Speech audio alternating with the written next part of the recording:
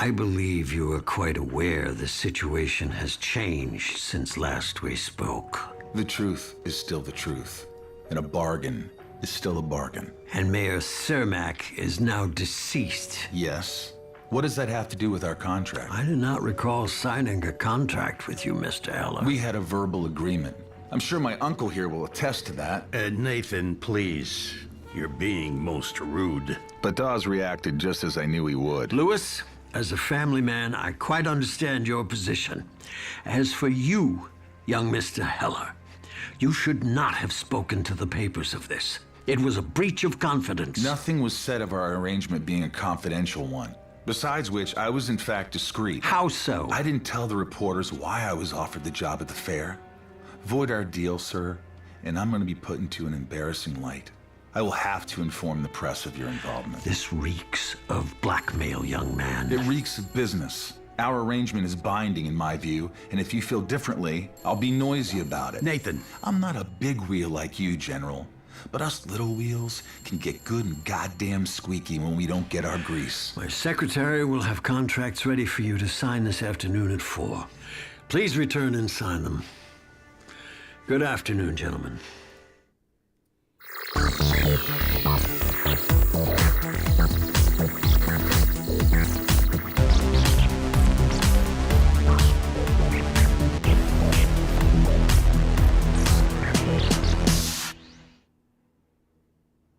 Well, greetings, imagination connoisseurs. It is truly a to live and die in LA today, especially if you're nominated for an Oscar. We shall see. Greetings, imagination connoisseurs. I am your pharaoh of physical media. That's right, Mr. Robert Meyer Burnett, and I'm, of course, Rob casting from the Rob Observatory at you imagination connoisseurs, you members of this, the Post-Geek Singularity community, and this is, I think I'm going to get it right, the 188th episode of Let's Get Physical Media. Now, it ain't a show. It ain't a show unless I have the trash panda himself. This is probably his least favorite day in the entire year when there's no trash on screen, although somebody would say, well, I won't even make that joke, but I'll leave it up to you. You know him, you love him, all the way from Saarbrücken, Deutschland, Mr. Dieter Bastian. Well, Rob, I have to say, since we started this endeavor, since you invited me on, but let me just remind you of one thing, Rob. I'm holding all the cards. Only I hold all the cards. And I say, greetings, imagination connoisseurs. Dieter here. Here I'm Rocky like Ergen. And welcome to the B&B Motel for Let's Get Physical Media.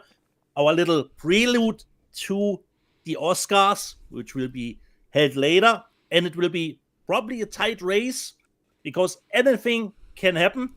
And Rob, before the show, I did send you a picture because I did a little bit of a poll on Instagram, what people would be voting for, and even if it weren't that many people who are voting, this was the result of it, and I think we could see anything goes tonight. Oh, never mind. Yeah. Unfortunately, I could only put 4 titles up in that poll, so I just picked those 4, but they are really close considering the votes. So, who will win? We don't know.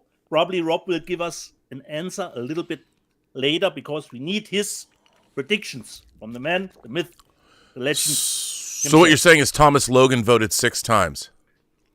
Exactly, Rob. Yeah.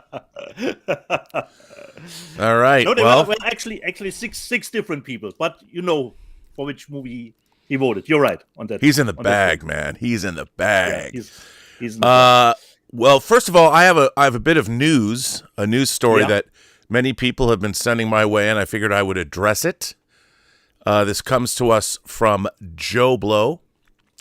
Hundreds of your Warner Brothers DVDs probably won't work anymore. And this was published on the 1st of March. Due to the way Warner Brothers manufactured their DVDs, virtually all discs, that's a bold statement, pressed between 2006 and 2008 are unplayable now. And this comes to us from Chris Bumbray, who says, I'm a huge fan of old movies.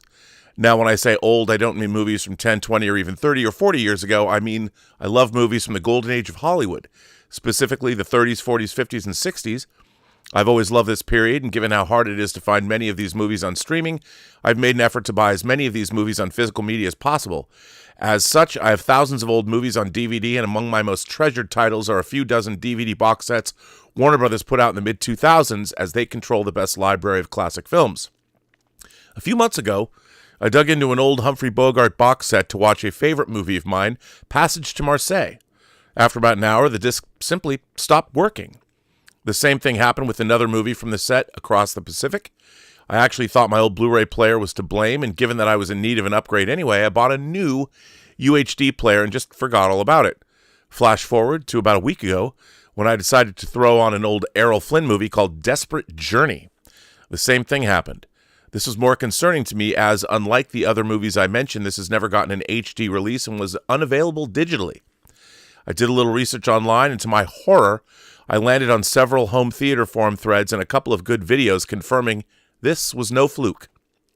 It turns out that virtually every Warner Brothers DVD disc manufacturer between 2006 and 2008 has succumbed to the dreaded laser rot, where discs simply stop working due to rotting of the layers.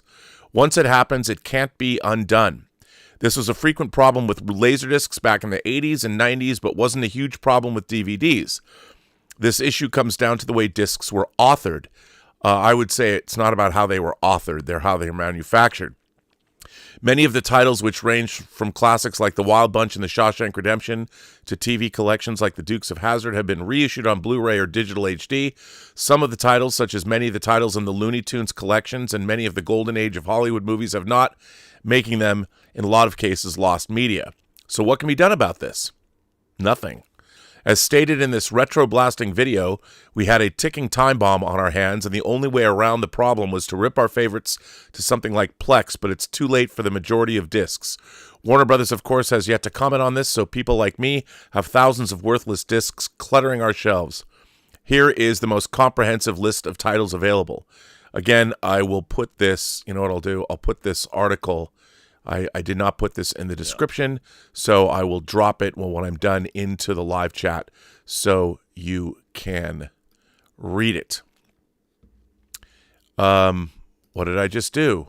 I just did something terrible. Wait a second. Hold, please. Yeah. I accidentally closed. Sorry. I closed this link. This is an important story, and I effed it up. Yeah. God dang, man. I need to check if I have some DVDs from that era. Yeah, let's get back to the article. Sorry, I didn't mean to close it. Yeah. So far, Blu-ray discs aren't affected, although all HD DVD discs put out by Warner Brothers in this period are basically expensive coasters. While it would be great of Warner Brothers to try and make good to consumers, at least by offering us replacement MOD discs from the Warner Archive, I'm not holding my breath. Given that the discs only went bad after 15 years or so, I'm sure they feel like we got our money's worth, which we certainly didn't, in my opinion. Special shout out to Damn Fool Idealistic Crusader, a superb home theater YouTube channel that was way ahead of this story. Update: according to one of our readers, Fan Film 89, Warner Brothers will replace some discs if you contact them directly, with the catch: they will only replace discs that are currently in print. And sadly, many of the defective titles are not. Reach out to them through the WB store and keep us posted in the comment thread if they come through with replacements. What do you think of this problem? Let us know in the comments. So, Dietz, I'm sorry to say this is not totally unexpected. What laser rot is, for people that don't know, laser discs were manufactured with aluminum inside on both sides, and then there were two pieces of, let's call it plastic, that were glued together.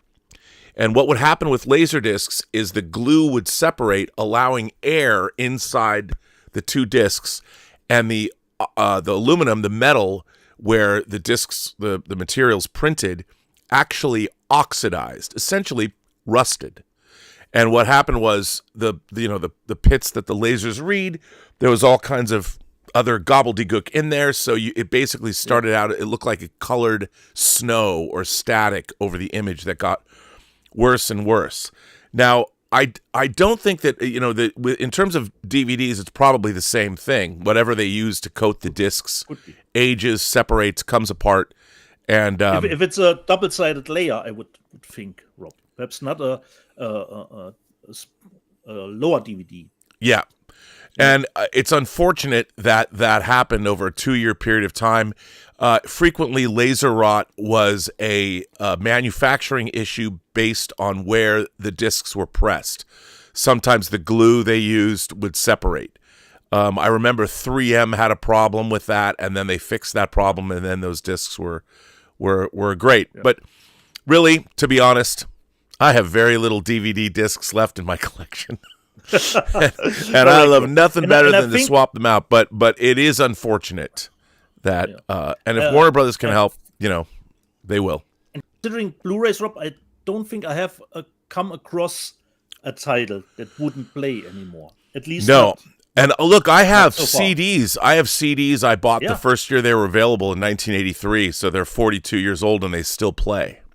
So, I just wanted to address that issue up front because a lot of people were interested in it. And obviously, unfortunately, that is when you have a new medium, you don't know how long it's going to last. I mean, until digital things are stored on glass or something that is inert, that can't be affected by the elements, at least naturally occurring elements, it's always a problem. I mean, it's the same thing. Like if you transfer all your physical media onto some kind of a system, like I don't know if it's an array or any kind of a drive, that doesn't necessarily mean it's going to, if a drive fails, unless you keep updating it and have backups, it's always, problematic. So it's a bummer. It's a bummer. It's a gamble. Yeah. But I have to tell you, in my collection, of course, us. How many times do we go through our collections? But I've never encountered a DVD that has rotted away. Of course, I don't have any of those discs. And by 2007, I was actively started to replace. I think I got my PlayStation. Just at that time, Rob, if those are the DVDs that are affected by it, it was just, the switch that we made to Blu-ray already. But I haven't looked at a DVD in a long time, so would need to check if I have some title of that era. I bet you would like to know the box office. A little bit, Rob. But I think it was a slow week, considering we have the Oscars and no new... I think there was only the Woody Harrelson movie, Last Breath, that started. Yeah, which is supposed to be quite good. Yeah, I've read some great reviews of it based on a true story. Focus Features. Yeah, the director who made the documentary first and then went on to make the feature. Captain America, Brave New World at 15 million leads the lowest weekend year to date. Last Breath is gasping at 7.8 million. Alessandro. Terry, so it was the best of time. Oh, by the way, this comes to us from Anthony D'Alessandro from Deadline, of course, this morning at 7:55 a.m. It's the best of times and the worst of times at the box office. 2025 has clicked past 1.8 billion this year. That's 11% over the same January 1st to March 2nd frame a year ago. But this weekend is now coming in at 53.3 million per ComScore, which would make it the lowest frame of the year to date under the Super Bowl.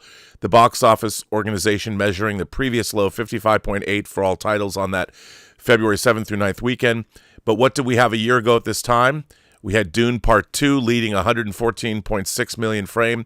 Next weekend is Warner Brothers releasing the 118 million Bong Joon-ho's sci-fi feature, Mickey 17, the director's first since his multi-Oscar winning 2020 title, Parasite. Focus features Woody Harrelson and Simu Liu. Deep sea diver thriller Last Breath is off with a B+, and it's 4.5 stars post-track and a 61% definite recommend is only filling 7.8 for the 3-day, but those are very good scores. So that's something, and of course it's a slow weekend. Yeah, slow weekend. But I'm really looking forward to Mickey 17, Rob. I haven't seen anything.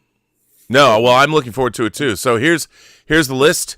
Captain America: Brave New World is now up to 163.6 million domestic. Last Breath 7.8.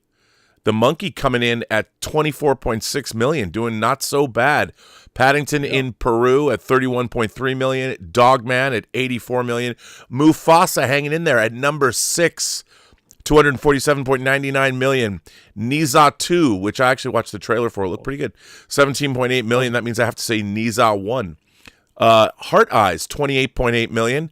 Unbreakable Boy at 4.5 million. And One of Them Days also hanging in there at 47.4 million. That was quietly became sort of a hit. So there you go. And the first Nisa, Rob, is actually, I think, only, I could be wrong, but I think it's only, the first Nisa is only available in the US as a 4K, which I own. Yeah, I need to, it looks, I like the, it looks cool. It looks cool. And I hear good things about the 3D for the second one. Yeah. Good look. Totally. Now, and I think it's close to 2 billion worldwide, if we can, if we can believe the Chinese numbers. I don't believe. Do we really believe anyone's numbers? The only today? thing, if they're right, Rob, the first one was already at 700 and 750 when it came out. So that is, the second one made 1 billion. If it's great, I'm not surprised.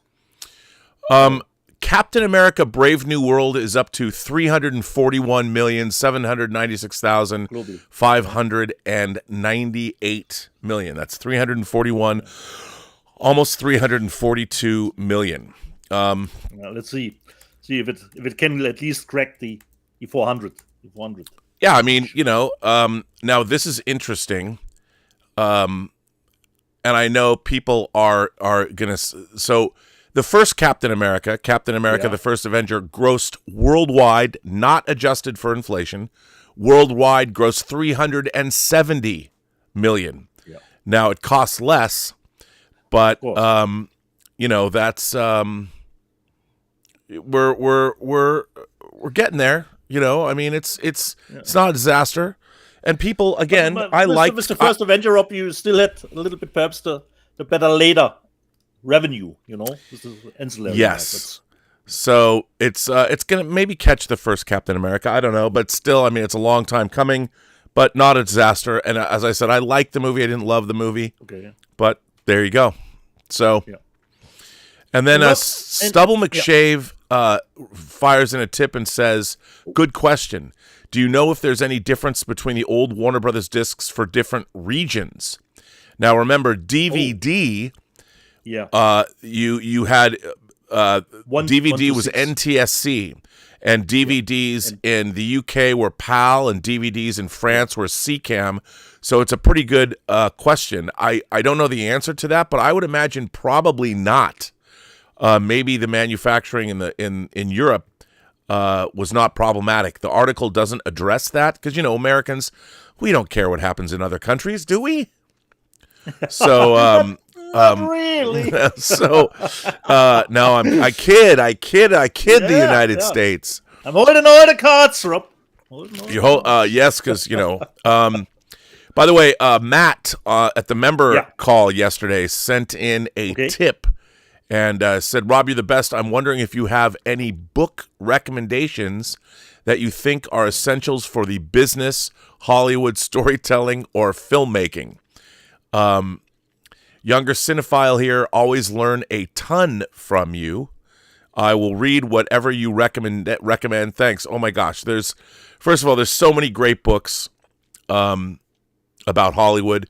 One of my favorites that about the artistic process is Francois Truffaut interviewed Alfred Hitchcock in a book, Hitchcock Truffaut. I would highly recommend that, if only for the conversation. The Peter Biskin books, Easy Riders, Raging Bulls, and is a great book. Adventures in the Screen Trade by William Goldman. That's a great book. Walter Murch's book, In the Blink of an Eye, about editing is essential to read, even if you're not a film editor. I learned a great deal from that book. Also,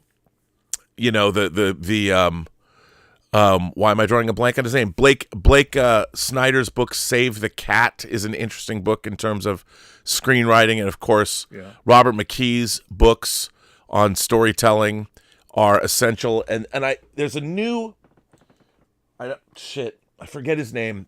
I'll have to look it up. You know what? I'll make an essential list of books I think people should read. And then there's a bunch of different books. I mean, on filmmakers. You can't find it anymore, but Tim Lucas's book Mario Bava, All the Colors of the Dark, that book sells for like $1,000. Maybe you can get a Kindle version of that. I have it right over there. No, you can't have mine. But there's a lot of books. There's a lot of books on so many different filmmakers, but those are off the top of my head. So thanks for that one, Matt. Appreciate it. Yeah. And Rob, I know you're mad at me because you wanted to hear what I think about True Noir, the episodes 1 to 7, but I didn't get around to it, Rob. Because Story of my life. On the other hand, you said, watch Paradise. Watch Paradise, you said. And I started, Rob. And what a great recommendation you had for me there. I went in blind, like you said. You should go in blind. And I was thinking, okay, a little bit security tale for president, ex-president, okay. Murder mystery, okay, nice. But at the end of episode 1, Rob, my reaction was... And I was in, Rob. I was in, and I binged the whole thing. Not the whole thing. We have one episode left, which come out on Tuesday. Can't wait. What a great show, Rob. Thanks for the recommendation. How great was episode 7? Awesome, Rob. Awesome. I want James Marsden, as I told you in a WhatsApp, I want James Marsden as president, as real president. And I have to give it up for Disney. When you look at, the titles on your streaming service, there's always a synopsis for the episode. But even if you read the synopsis for the individual episodes, they don't give anything away in the synopsis. There's just saying Xavier and Sinatra hatching a plan or something. You don't get anything if the city is built on rock and roll or not, Rob. But for me, great recommendation. I can only give it to other people as well. As Rob said, go in blind. I didn't expect anything what happened at the end of episode 1, and I was in, Rob. I was really happy that I had 6 episodes still to go, and I can't wait for every the last episode. One. I've told people, you waited until the end of every season of Lost to get a real banger ending. Banger. This gives you a banger ending after every episode. It's so, and the way they play with that jumping back. I love how episode 7 began in 1962. Yeah, I was like, wait, what? We were thinking, how does this tie to our here and now? But they managed it, Rob. They managed it, It's funny. The guy who created the Rob, TV. Do you think if you write a story like Paradise, do you do it chronologically and then separate it and then slice it up, or do you start where the show starts and then develop it from there? I think that's a great question. I think what you do is you have to know your whole story that you're telling, and then you decide how to present it. Now, I think that from a television standpoint, it has become a thing to jump around in time. Yeah. Because by jumping around in time, you can set up questions that aren't yet answered and then pay them off. From a structural standpoint, I think it's maybe become a cliched structure over the last decade, but I think it works. And This Is Us was a show that played around with that, dealing with somebody who's already dead, maybe, or it's like the Sunset Boulevard. It begins with a dead man narrating the story, and you want to know how he died. So it builds in inherent interest in the narrative. But what I think that I love about this show is the creator talked about, he came up with the idea of this 10 years ago. So one of the things I really love about watching this show is I feel the authors of this program, the showrunner especially, he knows the journey that he's taking us on. So I feel when I watch it, it's fulfilling to understand, where the author is taking us. One of the reasons I love working on True Noir is because Max Allan Collins does the same thing. Not to talk about how great our audio drama is, although it is because his script, carries us along, and he everything he puts in the story, like episode 7 pays off things that happen in episode 1, 2, and 3. And I think that's great authorship is where great storytelling comes from. And great storytellers have a command of the whole story. And if they know where the whole story is going, they can effectively jump back in time or forward in time because they always know where they're going. And you can see that in Paradise, unlike shows like Lost, which are complete audience betrayals, because when they get to the end, everyone's like, they're in purgatory, and the showrunners are like, no, they're not, they're in purgatory, no, they're not, they are in purgatory, no, they're not, and then you get to the 7th episode, they really were all the time, they were in purgatory. They kept changing things, and the same was true of shows I've loved like X-Files. When I got to the end of, when I saw the X-Files movie, I'm like, they really don't know what they're doing. So, yeah. But Paradise, they know what they're doing. Even the posters, Rob, don't give anything away for the show. Even the posters, you don't know. Even the posters, Rob, actually doesn't look that enticing for you to watch the show. If you wouldn't have recommended the show, I probably wouldn't have watched it. But I said, okay, I give this a shot, and this is why I had no time, Rob, to hear True Noir, because I was binging Paradise. It's okay. I can't wait for next week. You can get episode 8 too. So yeah, and I can't wait for the last episode on Tuesday, how it will wrap up the first season. I know, man. I know. But a great recommendation, Rob. And I'm happy that here it is on Disney Plus under the umbrella, under the Stars logo. Because it's on Hulu, I think. It's on Hulu. Yeah, it's on Hulu. And it's been renewed for season 2. Awesome. For me, it was, just the beginning of the show, like you said, was just great storytelling. He's waking up, you see he has a bullet wound, you immediately know, okay, his wife is not there anymore. He lost his wife without even saying it, Yep. He's looking after his kids. So you immediately notice. Well, it does what every good piece of entertainment does. It presupposes intelligence on the part of the audience. It expects the audience to keep up with you. And I think all great storytellers do that. And it's nice, Rob, that we did get out to see our For All Mankind girl in it, I was thinking, Chris Marshall, how great is she? Yeah. I know her, but I couldn't piece it together first. For All Mankind. Awesome to see people popping up again, getting more work, of course. Yeah. That's great. Good stuff. So, Rob, I think we should start, because people are always furiating, when we talk about streaming shows, how good they are, and don't show physical media. Let's do it, buddy. Who starts, Rob? You go right ahead. Okay.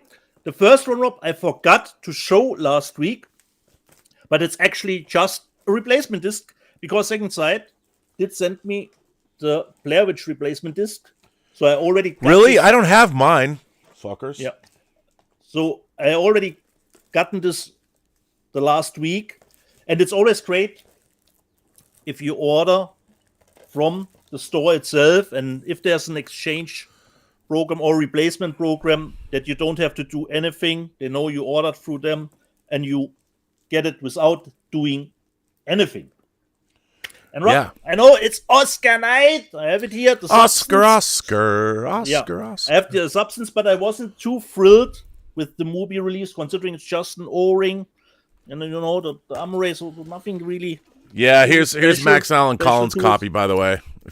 Max, this is yours, part of your pile.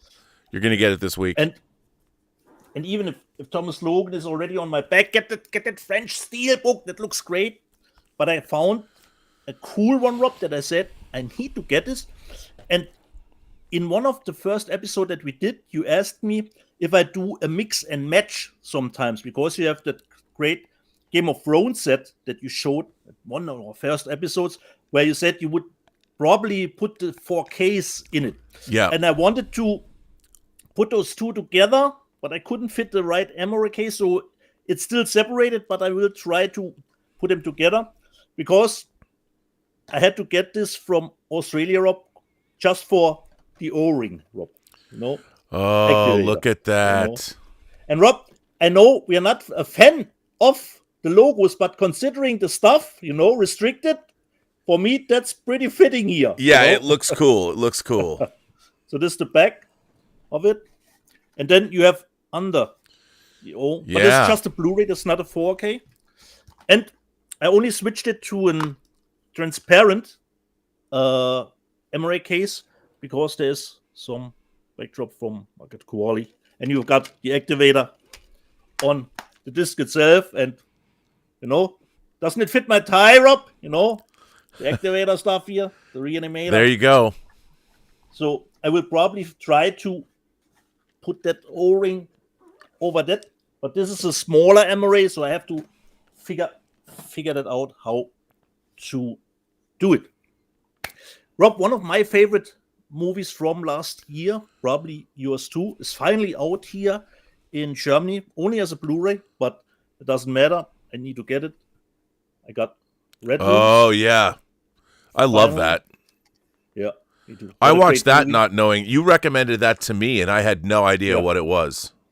Yeah. And it's actually, Rob, it's tough to put it in a drawer. You can say it's a thriller, yeah, but not wholly. So it's totally his own thing, I would say.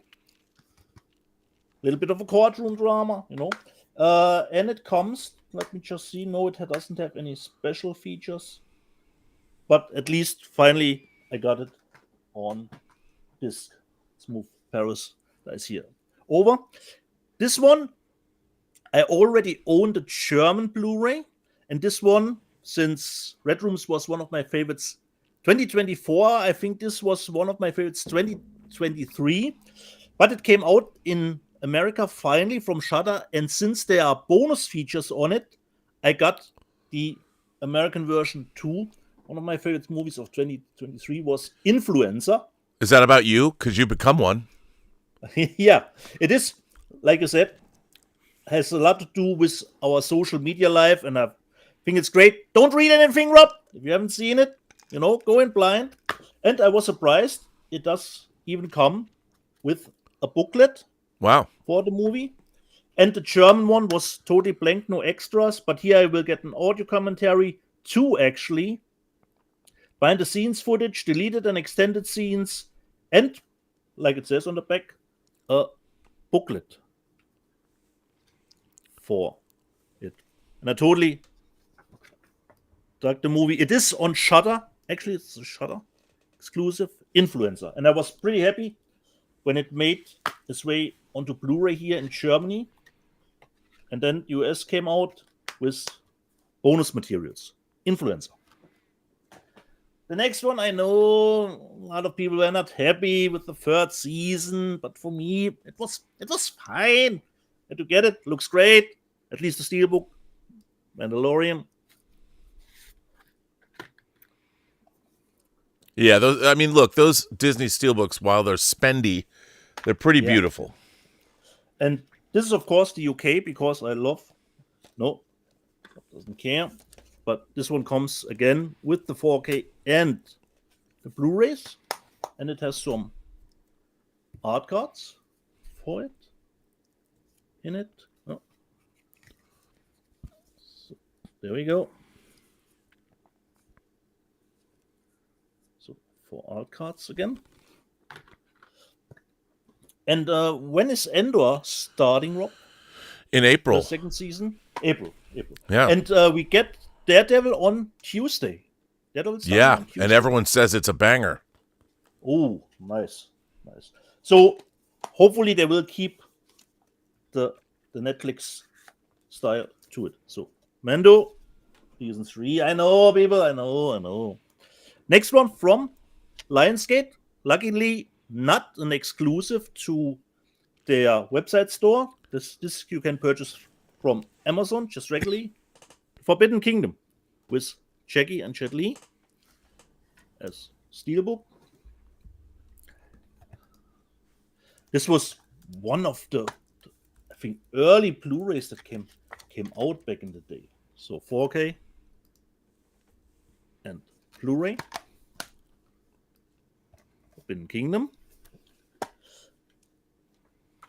The next one, I totally actually forgot about the movie to order it. And then I got it a little bit more of a Schnäppchen because as a fan of Alessandra Aja with Since High Tension, I'm always looking forward what this next project is or will be. Just see if I can get it back here. So. But I haven't seen it. The reviews are middling.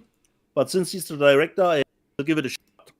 I bought Never Let Go from Lionsgate 2. Same underneath. Nothing special. But this is not a 4K. This is a Blu-ray and DVD. Hopefully not rotten yet. Never Let Go. And the next one, Rob, I think you showed last week or 2 weeks ago because you get them a little bit early. This was now price reduced from William Friedkin. I got Buck, and Rob already showed it. It has a different artwork that you can use underneath it. So this is my first haul, Rob. Nice. Buck. A good haul. I want to start first of all, like I'm not shilling for them, but Yeah. I have been doing work for the Lionsgate Limited website.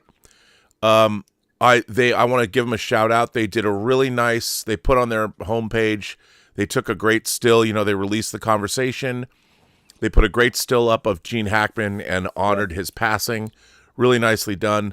And they've sold out of Kill Bill 1 and Apocalypse Now. The Apocalypse Now Steelbook and Kill Bill 1. Yeah.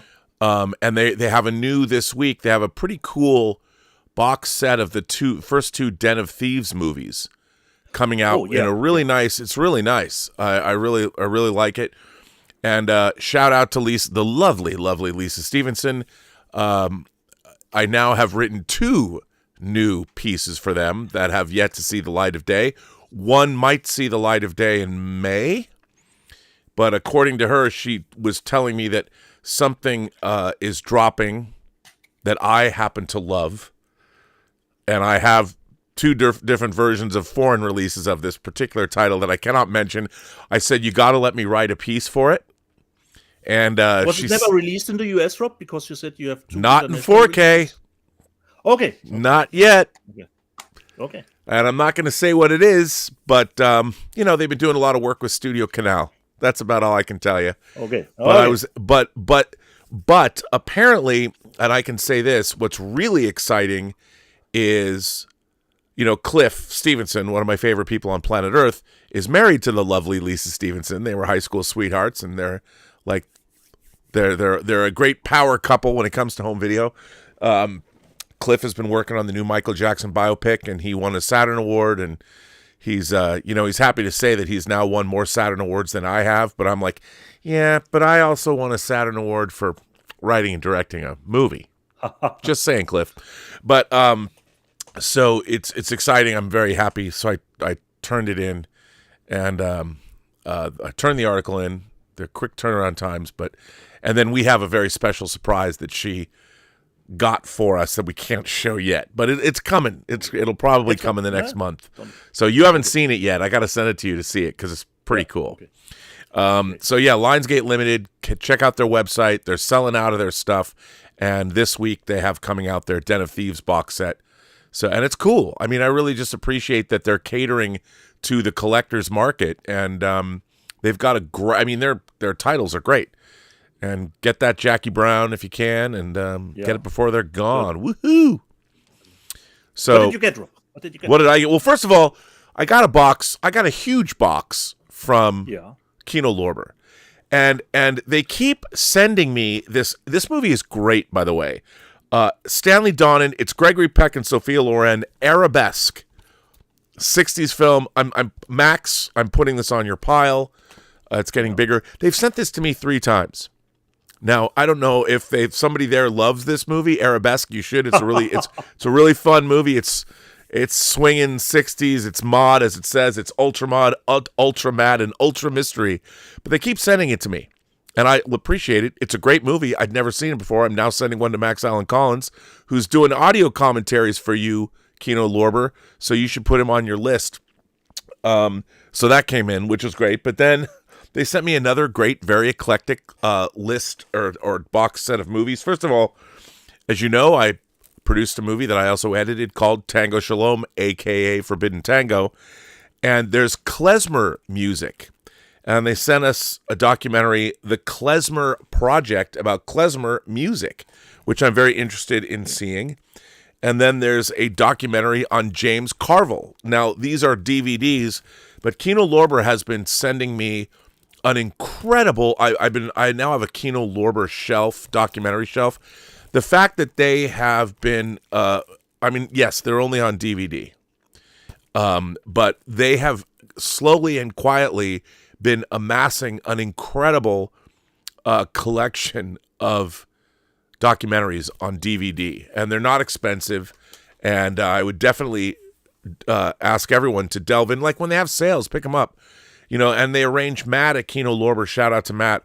I was able to interview Greg Lemley for their documentary, Raphael Sabarge and Greg Lemley. They have a great podcast together now. If you haven't looked at Raphael Sabarge and Greg Lemley's art, it's basically about art films. Check out their podcast. But Matt at Kino Lorber hooked me up with a great interview with Greg Lemley, which you can see on this channel. So check that out. Then the Dudley Moore Eddie Murphy movie, Best Defense. Not great. But hey, they're the Paramount Library. Now, I've never seen this, but it's Alain Delon, and it's a movie called The Black Tulip. Hey, I'll watch anything that Alain Delon's in.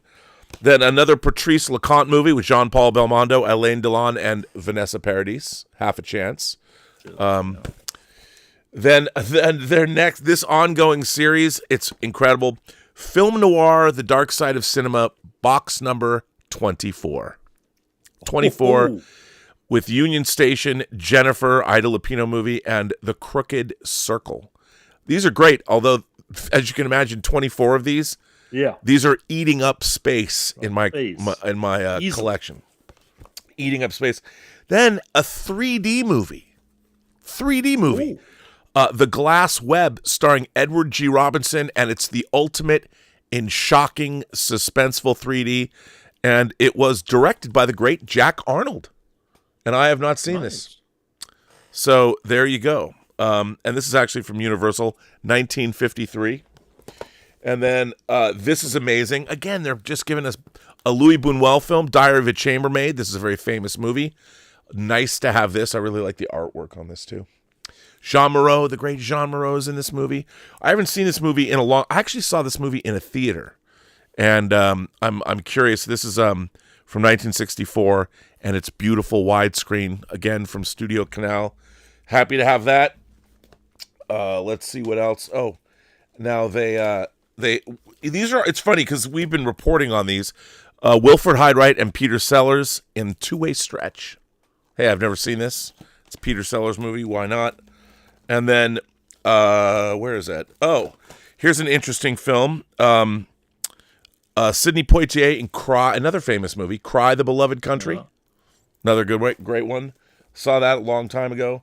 And then finally, Rose, which is a French film that I don't know anything about, but it's anything that comes out on these labels are usually great. French, don't know anything about it. And then also a movie called Losing Ground that's part of their Milestone collection. A film by Kathleen Collins, revelatory, a black film unlike any other in its time. And this includes a 2K restoration of the Cruz Brothers and Miss Malloy. I don't know anything about this movie, but again, they have so many different labels that are specializing in all kinds of different, whether it's black film, the Oscar Merchot box set that they put out just a couple of weeks ago. Fantastic. Great stuff. But that was my box I got from Kino. I got a few other 4K titles that I'll show later. So, Kino Lorber, man, they're drowning me, but I love it. Yeah. And we have some super chats that came in. Well, let's see. Let's see about our super chats. What do we got here? Ecto1701 asks, what movies have you seen that didn't age well? That's an interesting... A lot of the 80s. Well, I think that's an interesting question. Yeah. Because I think... But it always can go the other way around too, Rob, that I've seen a movie that I didn't like at first, but I get more appreciation later. So it can go both ways. See, a lot of people talk about... Yeah. We'll talk about movies... Sorry, I didn't mean to interrupt you. Go ahead. No. Well, go ahead. A good example is The Thing from John Carpenter, which aged like a fine wine. It's always a movie that I'm totally willing to show younger people still to this day. But of course, there are stuff that I watched back from the 80s where even I watch it today and I say, okay, because perhaps we will get to one later. It's not holding up that well, but it's a case by case actually scenario if it holds up or not. So Goonies will never be a good one for Rob.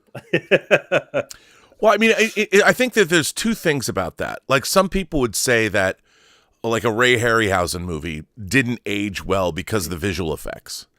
And I don't think that's fair. When I watch a movie, I try and take it as it was when it was made. So there's a lot of people like, oh, that movie's sexist, or it's misogynistic, or it's racist, or blah. I'm like, I can't. Presentism doesn't work for me. You have to look at something, and an astute viewer needs to watch a movie and consider, I think, when it was made. Because things change, styles change, language changes. And what I like to do is, when you go back and you watch an older film, it's interesting. It's a window, not just into movie making, but into the society the movie came from and what was going on in the wider culture at the time. It's sort of a snapshot. So for me, movies that don't age well, I don't know. There are movies that maybe don't hold up for whatever reason, but I always try and look at movies for when they were made. Yeah. But it's a good question. It is a good question. And I think we have those movies, Rob, when we look at them now, as we were as a kid or a teenager. When you think, of course, today, why did I like this movie? That can happen too, Yeah. Hitchhiker 42 celebrates 21 months of membership of the channel and says, Rob, I would advise you to watch one of the best Carry On films, which is Carry On Screaming, which is an homage to Hammer movies. I would love to do that. And Carry On movies. Yeah, and I think I want to say that, did Hitchhiker 42 write me a letter? Hang on, I want to make sure that now that we're here. Yeah, so this letter comes to us from Tim Hands. It says, Hi, Rob. I don't know if you will get to read this email given your always busy schedule, but by the chance you do thank you for liking my letter, which let me start again. I don't know if you will get to read. I don't know if you will get to read this email given your always busy schedules, but by the chance you do, I do thank you for liking my letter, which Dietz read out on the February 23rd edition of Let's Get Physical Media. I'm sure if you ever decide to give a few of the British Carry On movies a watch, which is a box that's coming out, you'll actually like them. But best if you go for the most popular ones first to get you into the swing of them. The titles to start off with are Carry On Cleo from 1964, a spoof of Cleopatra. They even went so far as to reuse the sets from the big epic movie to cut production costs. Wow. From 1965, there's Carry On Cowboy, a spoof of American Westerns. Carry On Don't Lose Your Head from 1967, a spoof of the Scarlet Pimpernel. Carry On Follow That Camel, the one with Phil Silvers, a spoof of Beau Jest. Carry On Up the Khyber, a spoof of British imperialism in India, my favorite of the movies. Carry On Henry, a spoof of Henry VIII. Carry On Dick, a spoof of the notorious English highwayman Richard Dick Turpin. Just a few there, hopefully to wet your whistle. And all of the Carry On movies only run for a lean 90 minutes, so they never outstay their welcome. Thanks again, and happy viewing if you ever get around to them. Well, that's more. I've known more. I've learned more from this Tim Hans letter than I knew about the Carry On movies at all. So thank you for that, Tim Hans. That is very exciting. It seems like they're always spoofing a genre. Yeah, I mean that's a lot of fun. So you can. I love that. Danzig 1979 says surely the French Connection 4K is on the cards. Well, that's a Fox film, so that means maybe it's going to come out via the Sony Disney deal. Let's hope we get the version that is not edited. Hopefully, cool heads prevail, and the scene they deemed racist. I mean, the movie's about a racist cop, so to cut out one scene where they're getting rid of a racial epithet is kind of stupid. But I would love to get the French Connection in 4K. By the way, can I just say, Arrow's disc of Cruising is a banger. You go, Arrow. That Cruising disc is really, really great. The transfer and the movie, Rob. The transfer and the movie, you know? Okay. Makes me want to Crisco up. Uh-oh, I'm demonetized. People are like, what? You'll see. It's a great disc. Okay. Doc Civil says, hey, guys, do you know if that series of Beatle biopic movies are still happening? That's the Sam Mendes movies. Apparently they are. I think so. I keep hearing. Isn't there a Beatles series with every member? Yeah, well, Sam Mendes is making a series of Beatles biopics. Oh, okay, okay. Yeah, and as far as I know, that they are happening. So there you go. The Vixter, who was in our lovely to see the Vixter in our member call yesterday. Oscar predictions done. Victoria. Now to stay awake until 5 a.m. You know what I always say? Victoria. Cocaine or Adderall. Just kidding. I don't know anything about that. Because it's in the night for us. Justin Toner. Justin says, hey guys, I missed out on the pre-order, so I was able to get my hands on the new 4K of Life Force on eBay from a seller in Australia at a reasonable price, despite the $20 for shipping. Well, that's good. I mean, it's getting to the point where if you don't jump on these pre-orders, they're gone, man. Yeah. They are gone. But I'm surprised that Life Force is selling out. That he has problems to get Life Force. No. Yes. Twinderwatt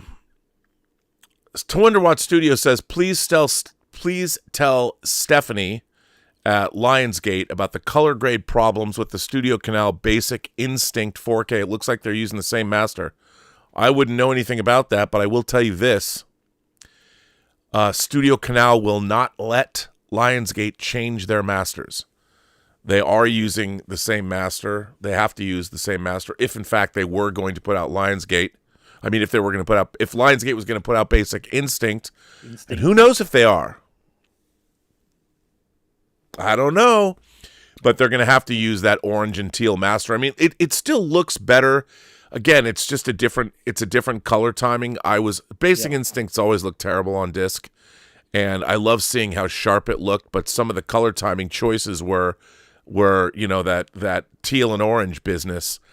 But it's 200-Watt Studio says, Lisa Stevenson, she does not have the authorization. They're very prickly about their masters. Yeah. Apocalypse Cow asks if the Lionsgate release that I was talking about is Basic Instinct. Don't know what to tell you. Don't know what to say. Apocalypse Cow goes on to ask, I just saw Jack Shoulder's The Hidden for the first time. Please talk about the first time you saw this utter banger. Do you remember the theater? Okay, I saw... For me, not, Rob, because I think I saw it on VHS as a rental. Oh, no, I saw it here. I saw it at the UA theater on the corner of... it was on Westwood Boulevard. And the weekend it came out. And I loved it. Not only did I love it, the audience loved it, but that was the very first time in that movie I heard the band Concrete Blonde and their song Still in Hollywood. And I became a huge fan. That first Concrete Blonde album with Johnette Napolitano singing. I mean, she's amazing. I loved, and of course that was Jack Shoulder coming off of the second Nightmare on Elm Street movie. And I loved it. I mean, look, that movie is literally about an alien criminal who comes to Earth and he starts jumping from body to body, and all he wants to do is drive Ferraris, listen to heavy metal music, and become the president of the United States. Because if I was an alien and came to Earth, that's pretty much what my agenda would be. And then I would jump into Claudia Christian. It's a documentary, Rob. Yeah, I mean, and then I'd jump into the body of Claudia Christian as he does in the movie and just enjoy my body, It's, Correct. I love The Hidden. The Hidden is so good. Yeah, and, it is just unapologetic, and it's so much fun. And, I've been using the Hidden a lot as an example of what Companion was like. When I saw Companion's not Apocalypse Now. It's not Lawrence of Arabia. But Companion is a fucking hoot. And it was like watching The Hidden. The Hidden just put a big smile on my face. Just a cool action sci-fi extravaganza. Yeah. And you had Michael Nouri from Flashdance and Kyle MacLachlan playing the I guess the less you know about The Hidden, the better. Because the Hidden's got some great moments in it. But The Hidden is old enough, Rob. Yeah, it's true. But still, it's great. Yeah. It's great. Totally. So we are caught up, I believe, with Super Chats.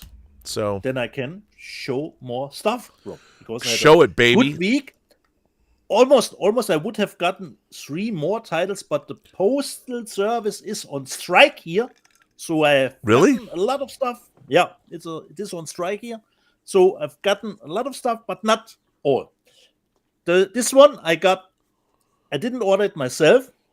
This came from my longest friend, EP, and I'm a big fan of the band. Didn't know they had a new EP out. It's probably about the new people who are in charge at the politics in the USA. It's the new Raven EP, Can't Take Away the Fire. And there are titles, Rob, like Power Hungry or Give Me a Lie to Believe. And just saying, Rob, just saying. So this is an EP, and it's a limited edition because this is limited to 1,000, and the 3 band members, Mark and John Gallagher, signed it. So really nice. And it came with a patch that Raven is 50 years in the business. Insane. Raven, new EP, Can't Take Away the Fire. They still possess. The next one, Rob, a Cat in the Bag, and I was not sure because when I looked at the website, the back of the disc were focused, so I could not read exactly if it will have the English track on it. It didn't say original, it just said, it didn't say English, it said original, so it was a gamble, but it paid off, Rob. There was the English track on it, and it features Lauren Lavera, who most of you, or some of you, who are fans of the Terrifier movies know her. And the movie is called The Well. This is the Italian 4K and Blu-ray of the movie. So this is the inside. And it came, luckily, with the English track. This is an Italian production. And luckily, without 4 subtitles. That was my second fear, that it could have 4 subtitles, but it didn't. And the movie is surprisingly gory, which I didn't expect. And The Well is not playing actually a big role in the movie because she comes to Italy, to a small village, and is restoring a painting. So probably the title The Painting would be more fitting. And the movie is pretty gory, but not really creepy. There is a little bit of a tonal shift here and there. So for fans for Law and Rivera and who likes gory practical stuff, you can give this easily a watch. Nice. It's out in Italy in 4K, and this was a total blind buy. Wasn't sure because it was out of focus and I couldn't read it. Is there an English track? But there is actually the English track on it. The next one, Rob, you showed in the news section, and I'm just put it in the basket because I wanted to have, when I buy internationally, I'm always looking forward to have at least 2 titles. So the shipping cost stays the same, but it is then, of course, a little bit splitted for 2 titles. Totally cat in the bag, Rob. I don't know nothing about it, but you had it in the news section. French movie, L'amour. Oof. It is the 4K for the movie.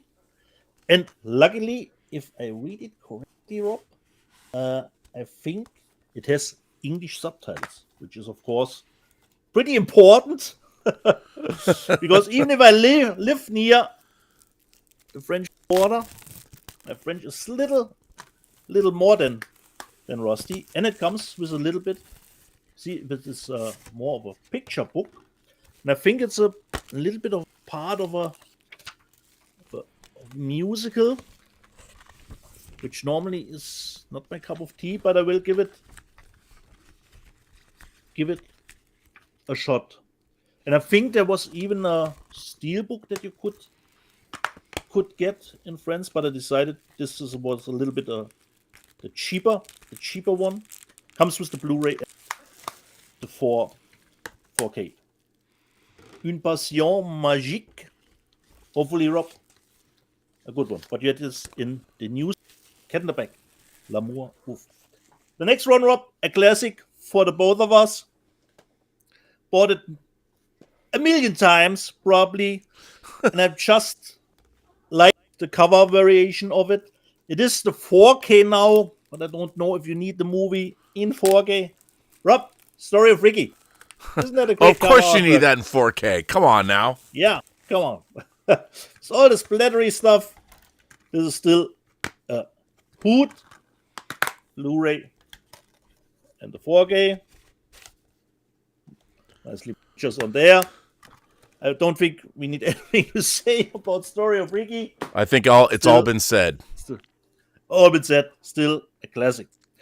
And finally, 4K. I only the Hong Kong version, which wasn't 4K. One of Rob's favorite action movies, Twilight of the Warriors, brought in, but it comes with the German title in the 4K media book, where the movie is called City of Darkness. By the way, how great is this movie?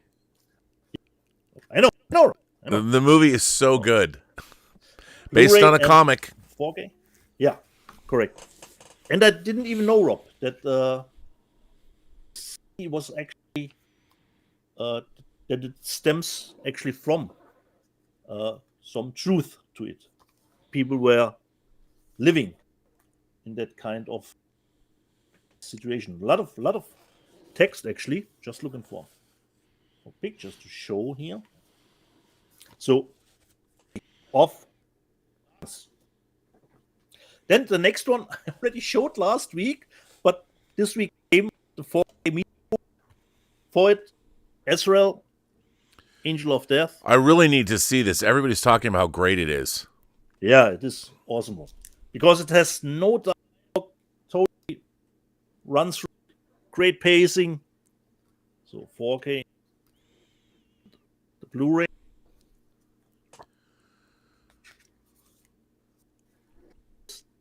The silence in the forest here. Sound silence. For me, this was total blast. One of my favorite movies from last year. Ezreal with Samara. I got to get that 4K. In the title. This was my second horror. Good stuff. Well, I got to tell you, dude, I got a package from Europe. Oh, I got a package from Europe, and it was a set of Curzon discs. And nice. the problem was, I didn't know what it was. And I'm like, what is this? Eh? What is this? and I You didn't remember order it? I remember hearing about it, and it's from Curzon. It is the Roy Anderson collection. And I'm like, I'm unfamiliar with Mr. Anderson's work. And so I'm like, did I order this? No, let me then I had to go to the Wikipedia, the internet. Yeah. Roy Arne Lennart Anderson, who was born on the 31st of March 1943, is a Swedish film director, best known for his distinctive style of absurdist humor and melancholic depictions of human life. His personal style is characterized by long takes and stiff caricaturing of Swedish culture and grotesque. Over his career, Anderson earned prizes from the Cannes Film Festival, the Berlin International Film Festival, and the Venice International Festival. Anderson spent much of his professional life working on advertisement spots, directing over 400 commercials and 2 short films, directing 6 feature-length films in 6 decades. He made his feature debut with A Swedish Love Story in 1970, followed by Gilead in 1975. Anderson received the Cannes Film Festival Jury Prize for Songs from the Second Floor in 2000. His film, A Pigeon, which this is the only movie I'd ever heard of his, A Pigeon Sat on a Branch Reflecting on Existence, from 2014, won the Venice International Film Festival's Golden Lion. His other notable films include You, the Living, and About Endlessness.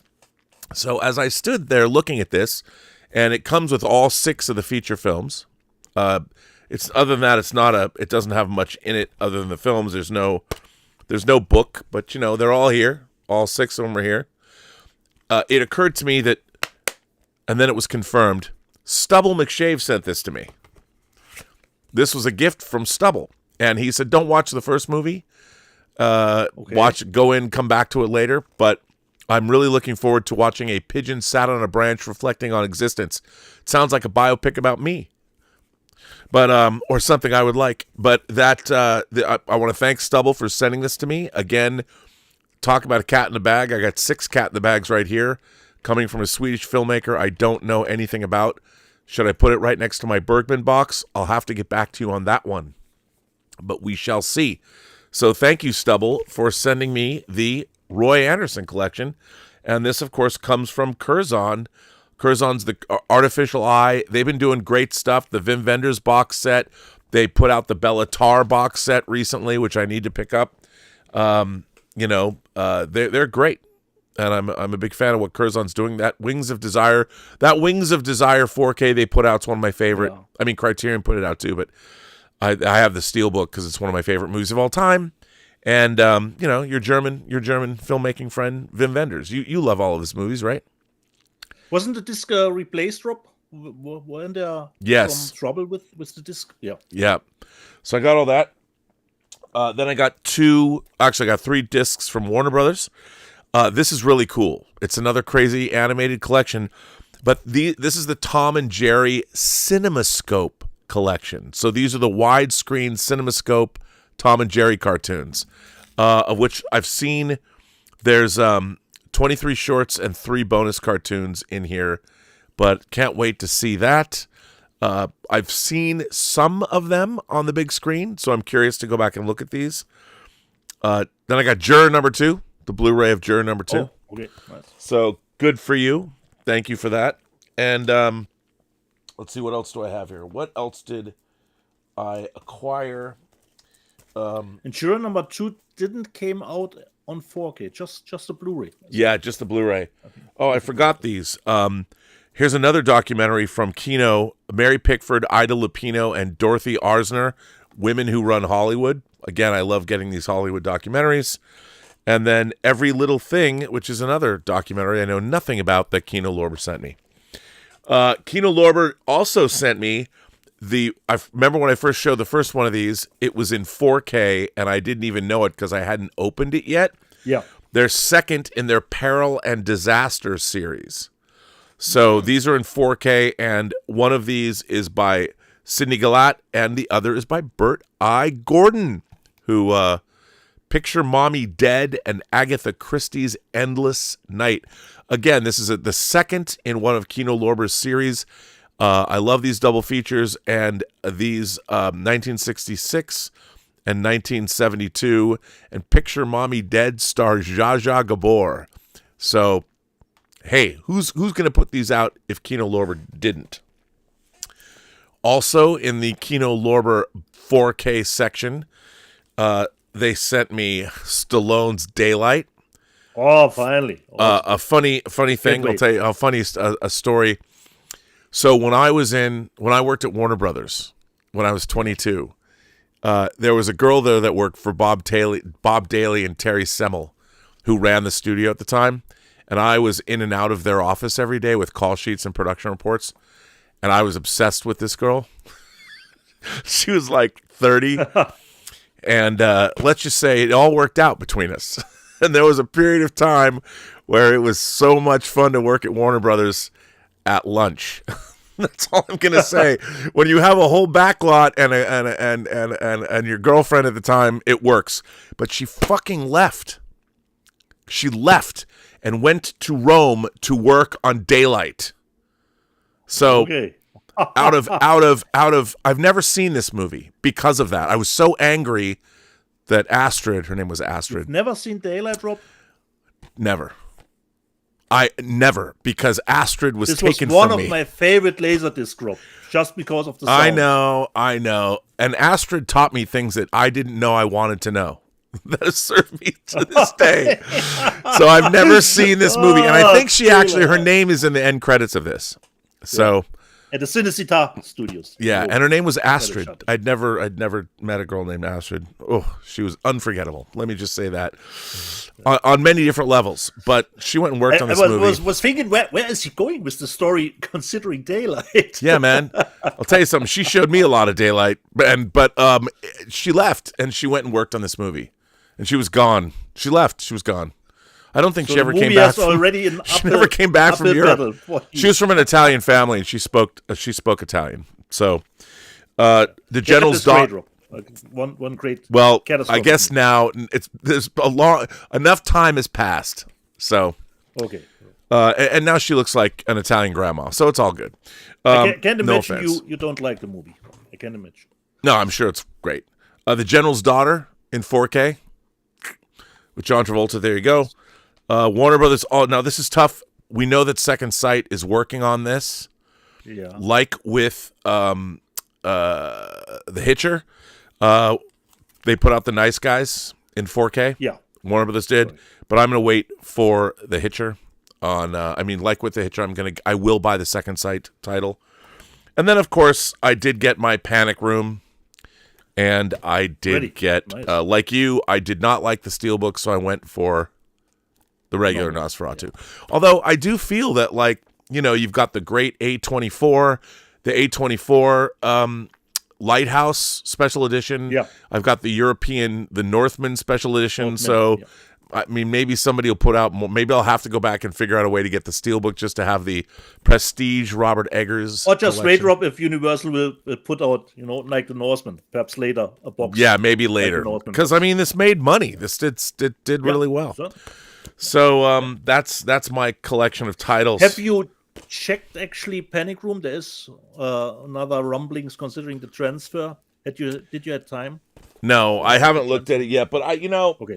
I'm kind of tired. I grow wary of reading ill-informed ideas about transfers, because a lot of people don't understand what they're doing or talking about. So, but no, I haven't looked at it yet.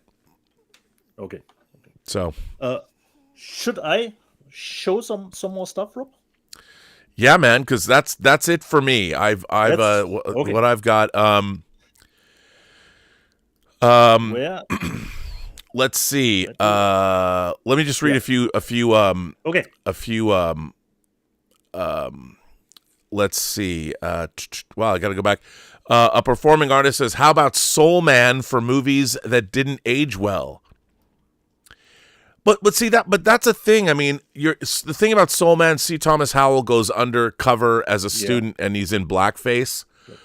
I mean, I wouldn't say that. Look, just because our society has deemed that blackface is offensive, that whole movie is about race relations.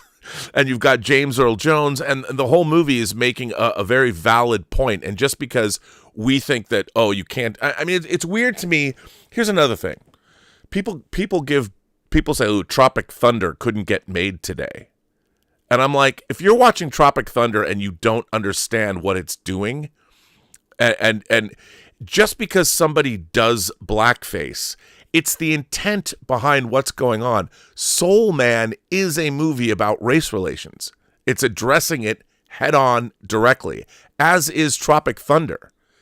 And it's like, I've never understood the movie is literally, it doesn't say that blackface is a good thing. It's using it as and it's wild. So I don't necessarily think that it's aged poorly. Especially, look, if somebody was making fun, but it yes, I mean, Soul Man is a comedy, and maybe perhaps it's in bad taste, but I don't see it. I see it as a movie that is all about race relations, and it's about, equality of the races, really, and so is Tropic Thunder, and I think people have to understand what humor. Look, everybody wants to get up on their high horse. It really depends. What is the intent behind it? Is the intent to be offensive? Is the intent to denigrate people? Or is there a point behind it? And that's where I think, humor and satire comes from. And I think we have to be able to look at something like that and understand the difference. What's going on behind it? But maybe that said, is Soul Man offensive now? I think that's a reasonable debate to have, and I think I think it's a good question. So, a performing artist, a good question, and maybe I'm not the best person qualified to answer it. Although I did see that movie in the theater. Dangerous Lee says, Rob, the cat's already out of the bag. Basic Instinct and King of New York are coming from Lionsgate Limited. A leaker from Instagram shared the artwork. Okay. Don't know what you're talking about. I do, though. Yes, okay. If it's already out of the okay, then if that's true, what I think is really exciting about what I understand is the laser disc of Basic Instinct had, I don't know if it was 45 minutes or an hour. It had a great, I mean, it's bare bones, it's no frills, but it interviews Michael Douglas, Sharon Stone, and Paul Verhoeven. It's a great, I mean, it's a documentary, but it's basically just interviews with them intercut. It was great. It's great. It never appeared anywhere else, but because of Cliff, they were able to, and it's not on the Studio Canal versions of Basic Instinct, which on this show I do have both the box set and just the steelbook on its own. So that's really, really exciting. So you mentioned Cliff. Yeah, Cliff. Get the rights. Cliff probably because no one, that the thing about those pioneer documentaries, if you didn't get them on Laserdisc, they were just gone. Most of them were never ported over anywhere else. So it's great to see that that's coming out on disc. So yes, nice. I did write an article on Basic Instinct.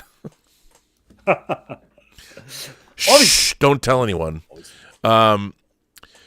Major Chai Chai says, I've continued to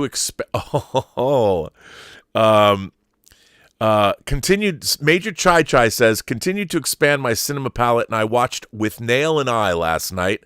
Oh. I loved Richard E. Grant, but Richard Griffiths stole every scene he was in. Well, everyone's got to have an uncle.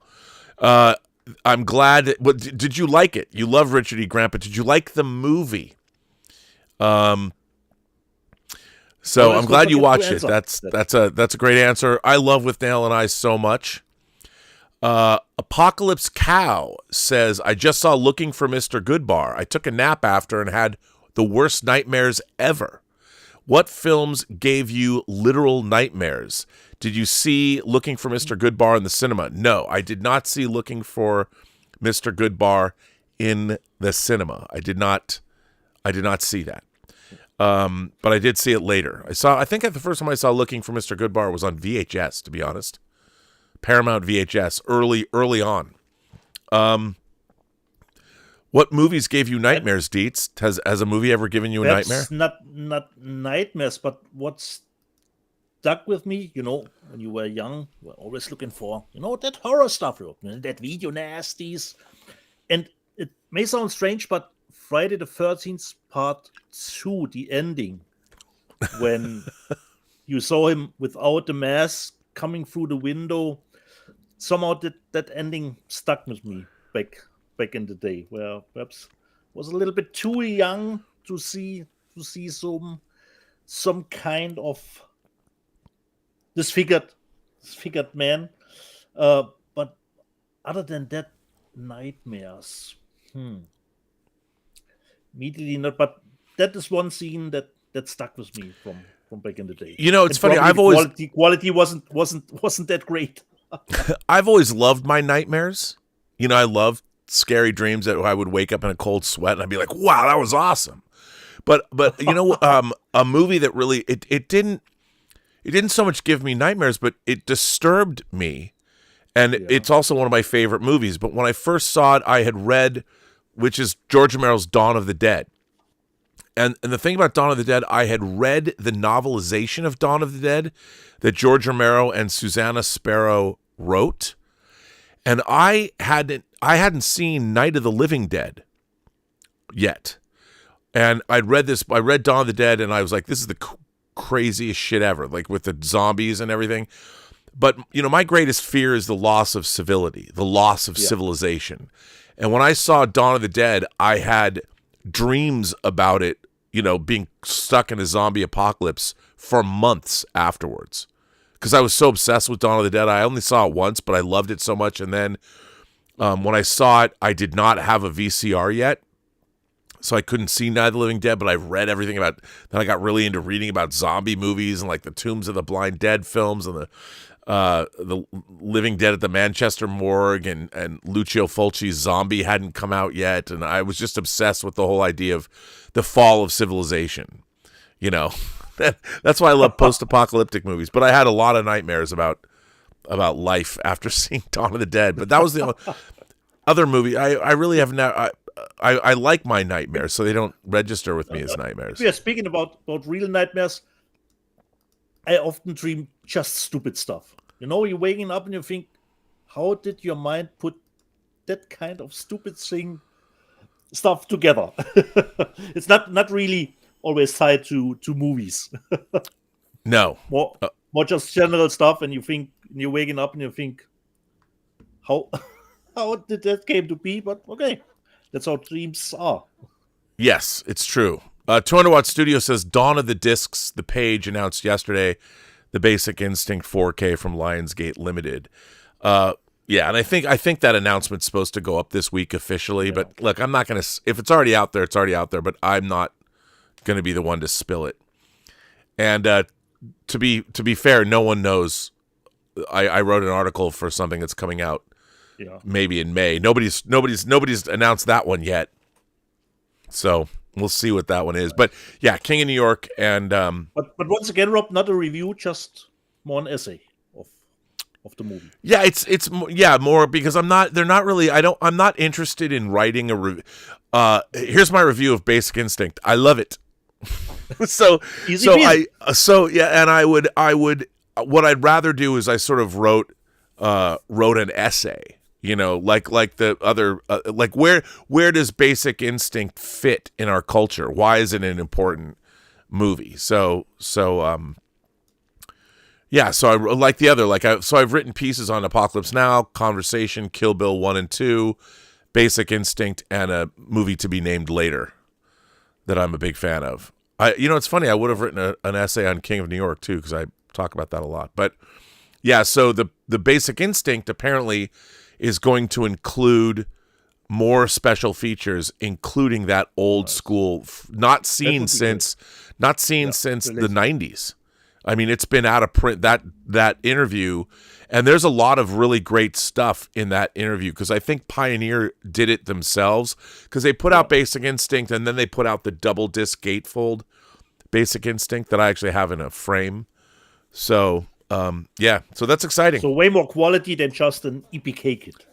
Yeah, and that and look, would I like the transfer? Look, the transfer. I'll be honest, it bothered me. The 4K transfer, the color timing really bothered me because that literally changes the movie. And I'm like, Jan de Bont's still alive. Why don't you let him look at it and give you notes?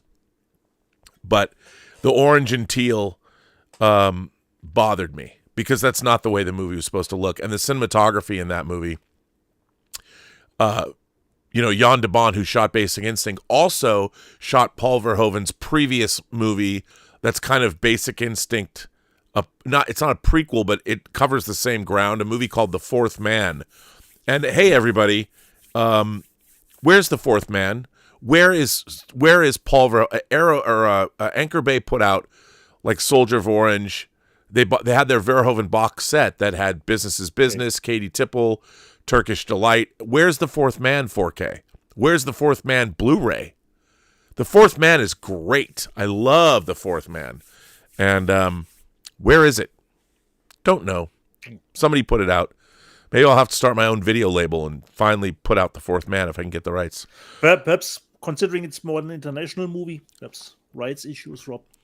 Oh, 200 Watt Studios wants to know if I removed the To Live and Die in LA shelf. No, I didn't. I did not, 200 Watt Studio. I had it on at the beginning, but there's my, of course, with front and center with the French Police Fédérales Los Angeles. Yeah. That was a tough one to get. Of course, the German media book, the Japanese release, the MGM release, the Arrow release, and the Shout Factory release. And don't even have the Kino Lorber 4K because I took this picture before it had come out. So there you go, 200 Watt Studio. That's all about you. You can't belabor those jokes too much. Otherwise, they're not funny anymore. Castle Grace Skull says, I love the bow tie, Dieter. So chic. Oh, thank you. So chic. It's not a tax. It's a little bit, my kid's shirt. And I did a little bit of a 50-50 because in Germany we have a so-called Fasching, which is a little bit of a carnival thing going on for not a whole week, but almost a week. It's a little bit like a cosplay for all, situation. So I'm a little bit 50-50 here. Darth Plato doesn't feel the same way about your tie. He says there's an Interpol red notice for Dieter's tie. So, not everyone likes different strokes for different folks, buddy. Yeah. So there you go. Okay. So that's it. That's Are we caught up, Rob? We're caught up, buddy. We are caught up. Okay. More stuff to show. Do you have more stuff? Before All right. Before I started to put my lights up here, I watched this one, which is the first time I ever saw it. The Jackie Chan movie from 88 Films, Dragon Fist, which contains actually no comedy. So it was way before he ventured into his comedy phase. And you can get it with this artwork, the box set. By the way, since this show has gone live, yeah, Blu-ray.com now has the announcement for the Basic Instinct 4K. There you go. There's Perfect. a couple. I've got. I'm adjusting. All right. Yeah. So there we go. Timing. I'm gonna put this in the news section. You keep talking. I'm sorry. So got some art cards here for Dragon Fist. And it's really, really nice. I don't actually know. It's from the 70s, but I don't know from which year exactly. But it was actually a new one from Shaggy for me. And, of course, it features booklet for it.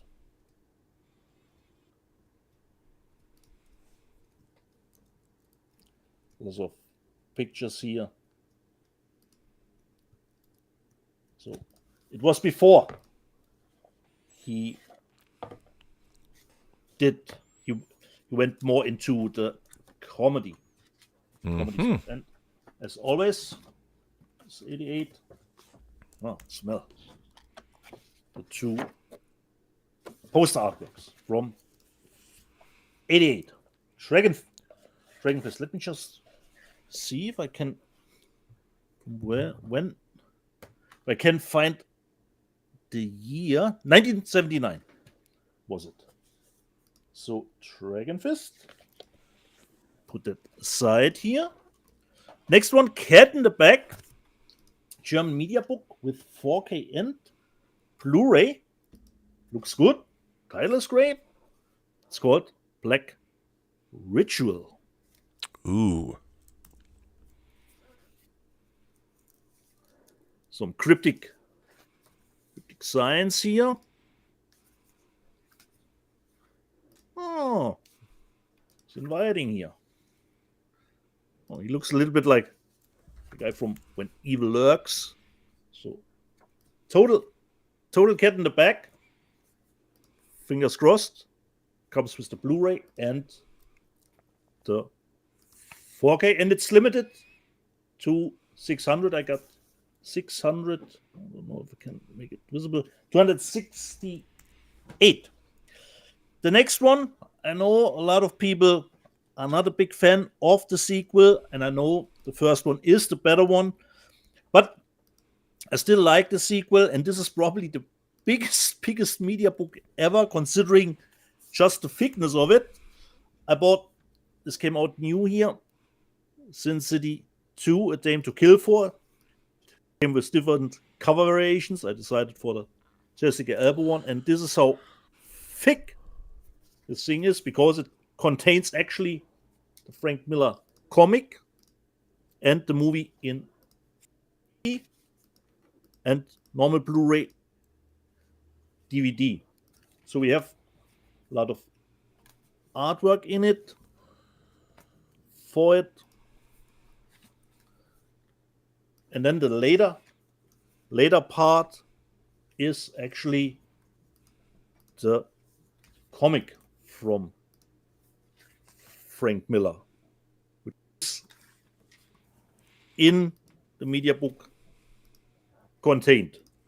So I know it's not everyone's cup of tea after the great first one, but I still love it, especially in 3D. I think the 3D is great, and it has, of course, a noir vibe, considering the voiceover.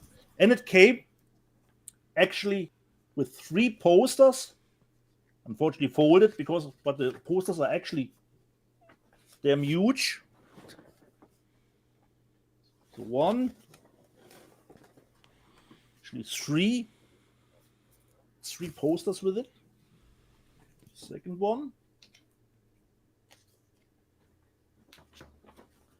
And those were probably other cover variations that you can't even show it. Just how big they are. And the last one. The same size.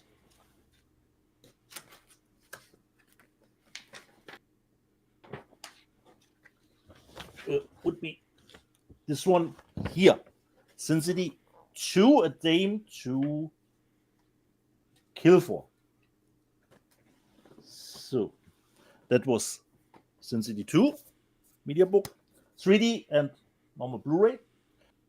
Not in 4K, but I don't think it would probably was made just 2K. Then in the UK, it's already out. Rob mentioned it at the box office. It's still in the American charts, but in the UK, you can already get it on 4K. Paddington in Peru is already out. And Rob, now I will make you totally jealous, considering what's in it. Probably of my stickers, of my Paddington stickers that are in here. And not only that, it comes with some paintings that I have to do. So a little bit coloring, Paddington in Peru. I hear it's not as good as the first two, but since those were pretty damn decent movies, it's probably tough to keep the quality up. Paddington Peru, already out in the UK. The next one Rob had in the news section. For me, this was totally immediately. This, the German movie with Götz George from Dominic Graf, from Radiance, The Cat. And what I will do, that is great, they have actually the German one, since it's called Die Katze, first with cover artwork, which I will change so that I can have the German title for it. I haven't checked. I hope it doesn't come with forced English subtitles, because I'm a little bit okay when it comes to speaking German. So it looks that way now. But I forgot, of course, favorite Obi. Put that back in here. So that thrilled me to no end that the reversible cover artwork is actually the German title, Die Katze, Cat, and Radiance put in a booklet. Well, it's George, one of the most known actors here over the years. The Cat from Radiance. So put that aside. Let me just see. And we talked about in the super chat about movies that probably haven't aged well. And Rob was talking on, I think, Film Thread, talked for 5 minutes about the new Masters of the Universe, the teaser poster. But like Rob, I was actually too old for the TV animation series. But I still have a soft spot for the live action one. And 88 one put, of course, the Masters of the Universe out new. So we have a nice slipcase. Then below, shiny Rob. We have Jella, the back. But it's not a 4K, it's just a Blu-ray for the movie. And I saw some, I think sets, pictures from the set. Looks a little bit like that the movie will be playing on. You have actually reversible cover artwork here. So this is the same as the outer box. And it looks a little bit, the new one, like it will be go the Thor route again, perhaps, and play actually not on an Eternia, but here on Earth. And it comes with a booklet of pictures for the movie. So, Masters of the Universe. The old one with Dolph in it. And from two to go, from BFI, which from Guillermo del Toro, I got the Kronos set. Oh, nice. I love that movie. And what I like, Rob, just we talked about with Umbrella, the slip at the back of the case is already fitting in the box set, Rob. You know, it was on the back. I don't have to cut the edges off. It totally fits immediately in the box set. They are listening, Rob. They are listening. Thank God. Almost. Yeah. Because then finally, Rob is perhaps not throwing them away and just putting them in here. Then we have the poster for it. And so it's BFI in the UK, so probably Criterion in the States again.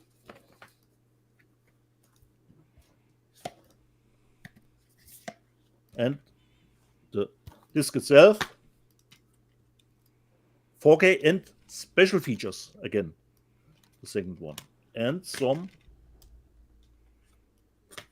poster art cards here.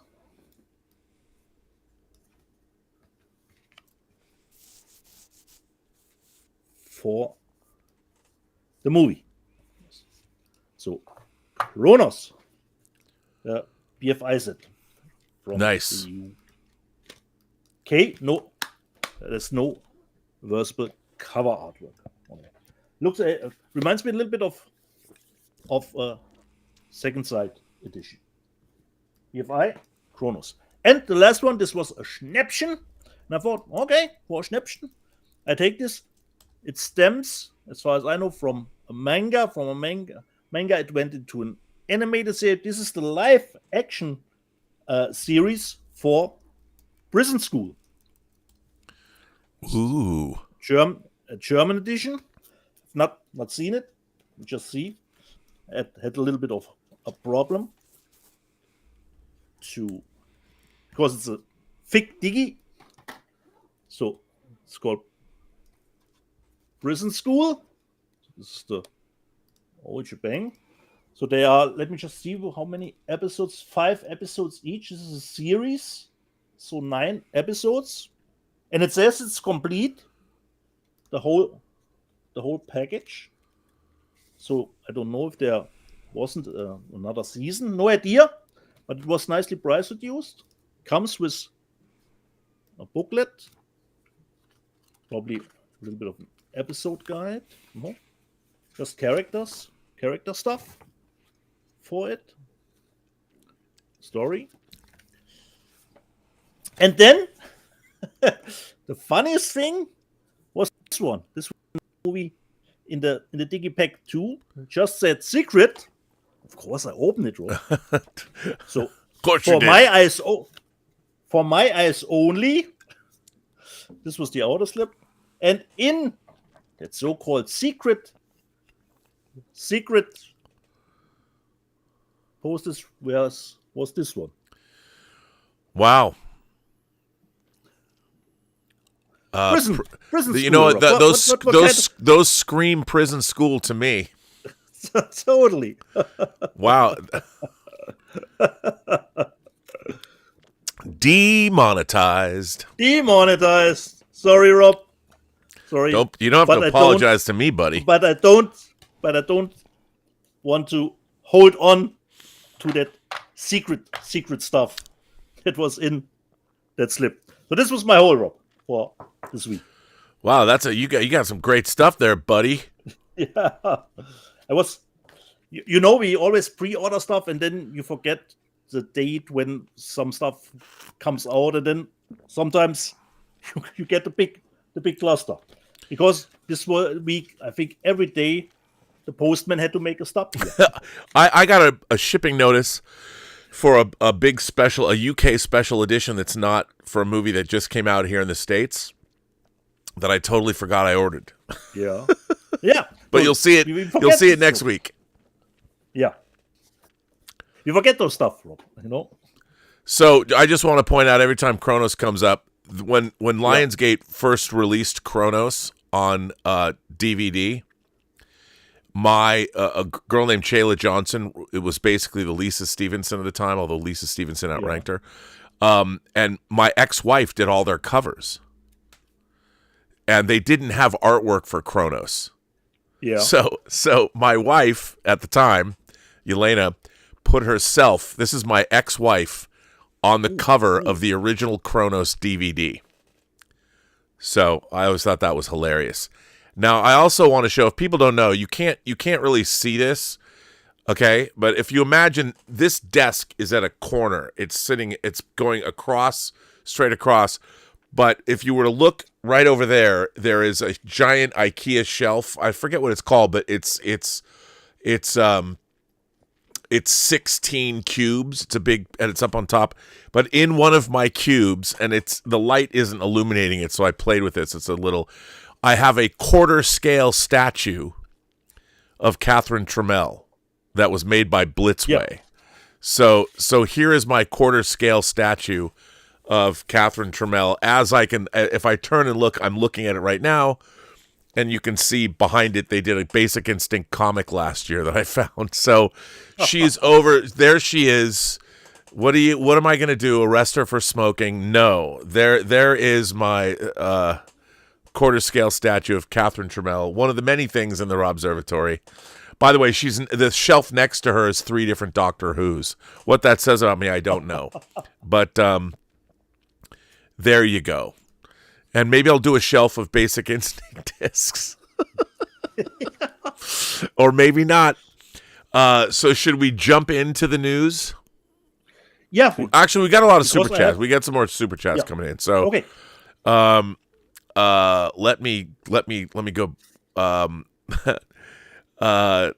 200 Watt Studio says, wait, what? A new Basic Instinct 4K disc? Nice.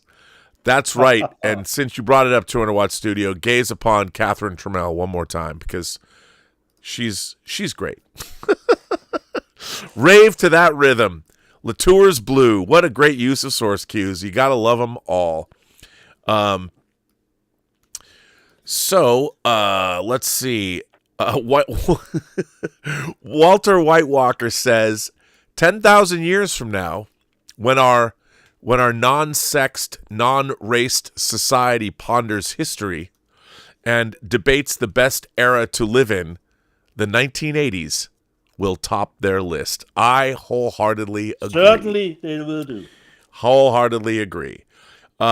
Jasmine Crockett Blast My Rocket Hawk 2 Jasmine Crockett Blast My Rocket Hawk 2 says, I'm writing a novel. Vascule Chronicles the Air. That one sailed right over my head. I'm gonna need some more information for that to work for me, but I'm sure some people know what Jasmine Crockett is talking about. Jasmine Crockett Blast My Rocket Hawk 2. You and I park our shuttlecrafts in the same shuttle bay. Walter White Walker says, I had an iconic double feature yesterday. 2 movies with unbelievable timestamps. Last Breath and Saturday Night. Both great movies. Oh, nice. There you go. I mean, those movies basically happen in real time, so that's pretty cool. A World in Pajamas, Tracy's here. She says, I just tuned in. Regarding Dragon's Fist, in our area, we had a mobile hire video van similar to your ice cream vans. It had lots of 18-plus B movies, sci-fi, martial arts, sand and sandals. It was fab. Well, I would have liked to have seen that. Major Chai Chai sends in a super chat and says, did I like With Nail and I? Yes, I loved it. Well, now you know what it's like to go on vacation by mistake. A World in Pajamas, Tracy goes on to say, my parents were great. I was allowed to watch very adult stuff. I didn't know the Oscars were on today, Rob. Do you think you will visit Europe again? Oh, I can't wait to come back to Europe. I love Europe. I have to tell you, I've never gone to Europe and not had a great time. Elizabeth is going to Europe first. She's going to France for 10 days in May. I am not going. Her cousin is getting married. And I'm not going. So, who's gonna take care of the 4 dogs? Do you know where in France, Rob? Well, I think they're probably going to Lille, the town of Lille. Okay. Yeah. Yeah, I am not going. So I'm staying at home, which is sad. But you're all invited. Those 10 days, just show up here. Party on, Wayne. Let's just do it. Let's do it. Do it. Or not. I shouldn't say that. I shouldn't say that because, let me see. There's more things here. Castle Grace Skull gifted a Burnettwork membership. Thank you for that, Castle Grace Skull. Much appreciated. That's very nice of you to do. We had a great member call yesterday. There were people that I hadn't seen before. Danzig 1979 wants to know, will Lionsgate Limited launch in the UK? That's a great question. Yeah. I don't know the answer to that. You know what? Well, since I have Lisa on speed dial,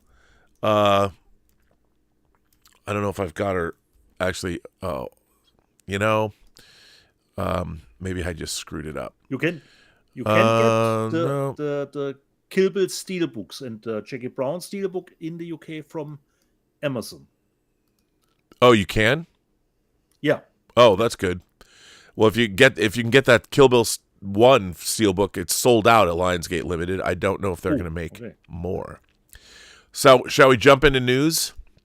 Yeah. What do you have for us? Well, would you be surprised? Lionsgate Limited, they are dropping Basic Instinct and King of New York. There is the steelbook, the comic booky version of that. I like it. It's not a very good picture of it, and I love that it has a cover, like they're doing cover over the top, and it looks to me, is it 3 discs? It might be, if it's 3 discs. Like 3. So that's 4K Blu-ray and new special features. Yeah, I guess that would be it. High bit rate, that'd be great. That's very cool. So, very, very exciting. And let's see, we've got a classic Western coming out. Alan Ladd and Samuel Goldwyn presents Proud Rebel. Olivia de Havilland, and pretty cool. What's coming out? Gary Sherman, who directed Dead and Buried, this family film. Vice Squad. This is a banger. 4K from Kino Lorber. You gotta love it. I mean, Vice Squad. I love this movie. It's Wings Hauser's finest hour. Susan Hubley, once married to Kurt Russell before he hooked up with Goldie Hawn. She was in. She asks Snake Plissken if she'll take her out of New York in Escape from New York, but she stars in this too. If you haven't seen Vice Squad, it's a banger. There's a new label, Delirium Home Video, coming summer 2025.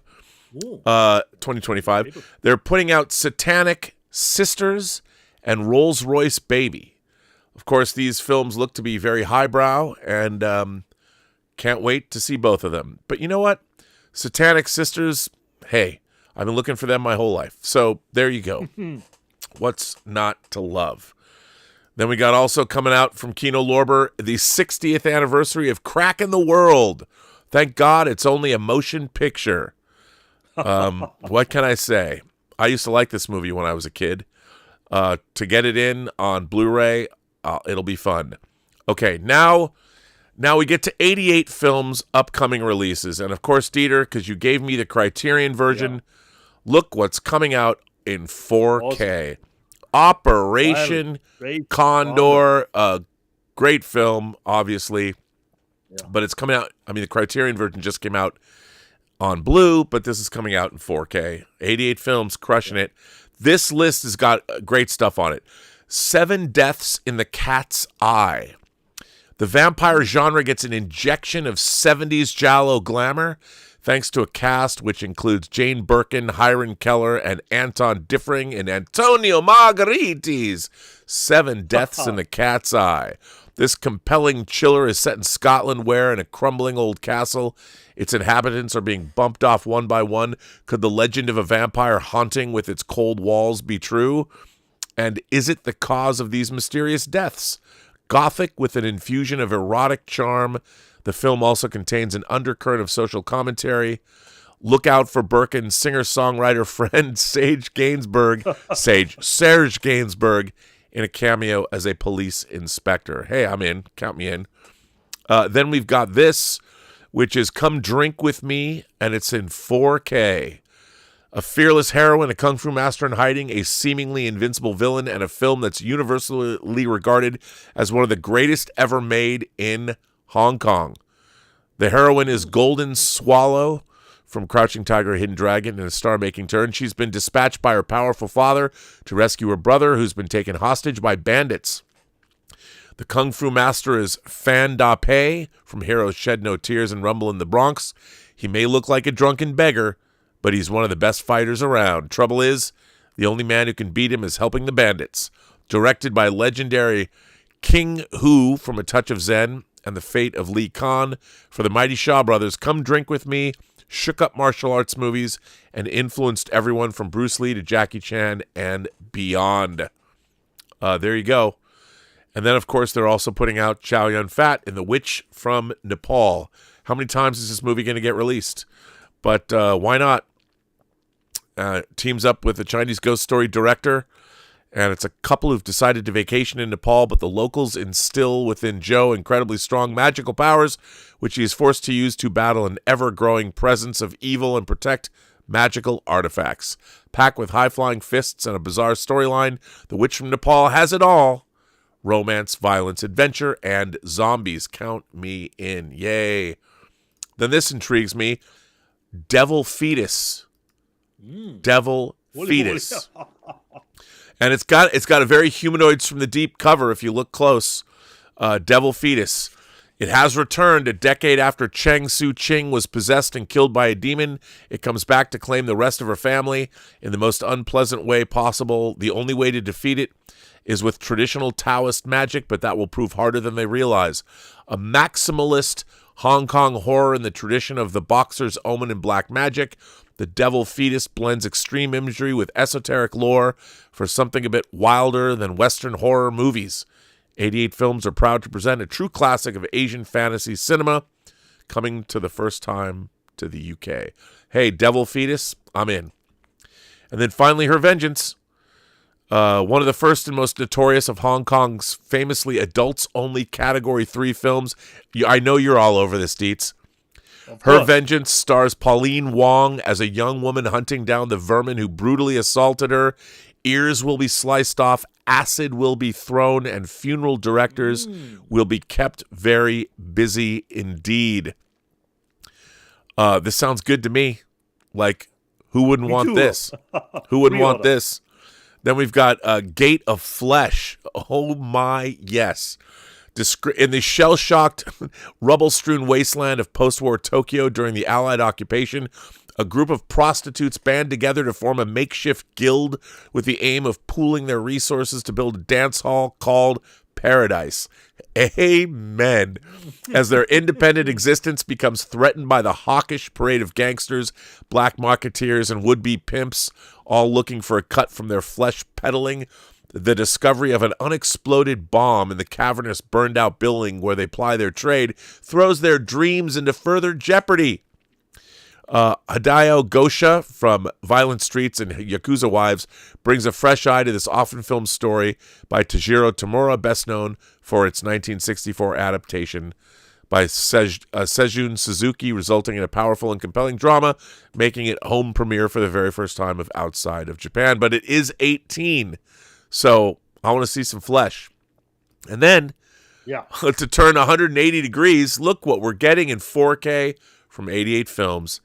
That's right, Species, the original. I love this cover, by the way. Of course, we all know H.R. Giger designed that, and Ben Kingsley, Michael Madsen, and Natasha Henstridge in her feature debut. Species is the perfect mix of shocking sci-fi with the added bonus of a very sexy and seductive alien Syl. There you go. A movie about an alien that just wants to reproduce. What's not to love, Dietz? And it's in 18 in the UK. Really? Yeah. On the cover it says 18, Rob. Well, in the UK, what can you do? So, 88 Films coming in hot. Now, for another very fun British company, let's go to Arrow. Arrow, of course, we've already talked about the 3 Man with No Name movies for a few dollars more is coming out in May, but they've got other things coming out. Steppenwolf, which I honestly, to be honest with you, don't know anything about. I don't know anything about this movie. I haven't heard of this movie, but that's why we're here. We're here to tell you what these movies are about. And for a few dollars more is coming. We already covered that. Steppenwolf. Let me read you about this. Yeah. A brutal story of an unlikely duo who will stop at nothing to find what they're looking for. I guess this is a Russian film. Atakhine Yazanov's award-winning film Steppenwolf, a nihilistic, hyper-violent redemption tale filled with social commentary and a must-see for fans of the ultra-violent, vicious, and unforgiving revenge films. Count us in. Am I right? Tamara, a young lady consumed by trauma, searches for her missing son. Timka, in a small town dominated by riots and violence, in a desperate attempt to get him back, she teams up with an amoral former police investigator whose methods prove to be frequently cruel and sadistic. Quietly determined, Tamara decides to complete the mission with the nihilistic detective no matter what the cost, as the pair embark on a bloody and bullet-riddled road trip in their combined search for salvation. Winner of the Golden Raven Grand Prix at the 2024 Brussels International Fantastic Film Festival and the Outstanding Performance Award for both leads at the Fantasia Film Festival. Steppenwolf is the latest film from acclaimed director Atakan Yurzanov. I can't, however you pronounce his name, but there you go. And why not get that? It has a short film. Oh, it's got his feature film Goliath in it. Wait a minute. And it has hard eyes, Rob. There you go.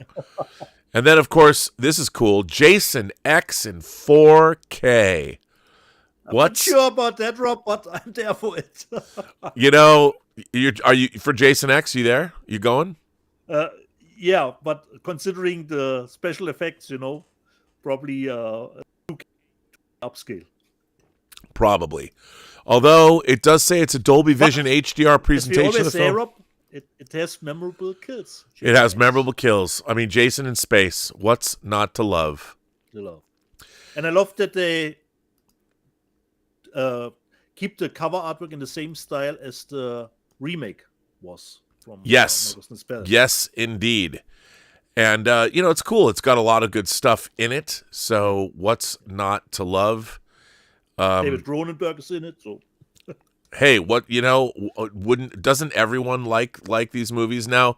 These are when, of course, New Line kind of took over, and it's cool. But I like the cover, and there's a lot of stuff in it actually. Okay. If you read about it, so hang on, I can't see. I remember, Rob, the DVD back in the day from New Line had a great jump to death feature, and you just wanted to see just the death scenes. Yeah, I mean, there's tons of stuff on here. There's tons of special features. It does have a new Dolby Vision presentation. It's got all. I think it doesn't say there's anything new, but it's chock-a-block full of stuff. Okay. I mean, there is a ton of stuff on this disc. So, are you going to get it? Does it have to go? Do I have to put this? For Jason X. Yeah, I mean, you got to do it, and not to be outdone, Jason Goes to Hell. So, what's not to love Rob, there? Does it say if it's the unrated version, considering Jason Goes to Hell? It has both the theatrical cut and the unrated cut. Oh, important. Okay. And it's on disc 2 is the unrated cut, and that's interesting. Are Dolby Vision and HDR presentations of both versions. That's pretty dope. It's the most not Friday the 13th movie, right, in the series, and right, but it's it's fun. And now this is very exciting for me. One of the great science fiction films I think of all time, based on Michael Crichton's first novel, The Andromeda Strain. This has been restored in 4K by Arrow before, but this is Dolby Vision and an HDR presentation. So hey, I will get this again. So there you go. Why not? Do I have to buy it again? Yes, I do. And then also we have coming out a movie I don't know anything about called I Will Never Leave You Alone. Writer and director D.W. Meadoff crafts an innovative and chilling take on the haunted house formula with I Will Never Leave You Alone, a surreal nightmare where the psychological and the supernatural collide to terrifying effect. So, hey, I don't know anything about it, but maybe it's, why not? I'll watch it. I'll get it. Arrow, always worth getting. So, you got to love that. And then let's see, what else is next? I want to just catch up on, there's a new label, and I want to get it right. And why can't I find it? Label's always nice. It's a new label. This is a movie called Juan Papil. It sounds like something you'd buy on late night TV. Juan Papil. I don't know anything about this movie, to be honest. Pim de la Para. Okay. But there's a reason. I mean, I have to look up Juan Papil. Here we go. Cult Epics. Oh, this is not the new label. It's just a new. Cult Epics has informed us that it is preparing a Blu-ray release of Pim de la Para's it's One People. That's what Juan Papil's. One People from 1976, starring Borger Brevid, Dana Gangram Panaday, and I can't even pronounce this woman's name. It's a love story between a Suriname man and his Dutch girlfriend and an Indian girl that breaks all color, race, and religious barriers. It's the last Scorpio film, and it's considered Pim de la Para's magnum opus and is now available for the first time on Blu-ray. Hey, that sounds interesting. Yeah. I might get that. One People. That's what Juan... It's not... One People from Cult Epics. There you go. Then we've got Good, Bad Things coming out, which, again, don't really know anything about it. But, hey, if it's good and bad things, could be good, could be bad. Don't know anything about it. But, hey, there you go. It's coming. Whatever it is, it's coming. Then we have a Canadian movie that stars the star of David Cronenberg's Scanners.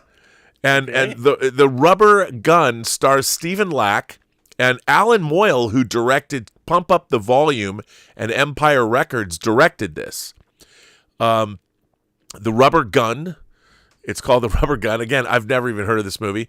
A loquacious painter and impetuous drug dealer Steve meets Alan, a young sociology student. They become fast friends, and Alan is invited to Steve's studio on Montreal's Rue Saint Laurent to meet various members of his commune, including Pierre, a bisexual prostitute and heroin addict, eager to supplant Steve as leader of the group. Alan decides to write his thesis on the positive effects of drugs, using the community around Steve as a case study. Meanwhile, Pierre concocts a plan to steal drugs from a locker at Windsor Station, but Steve is convinced it's a trap set by corrupt cops.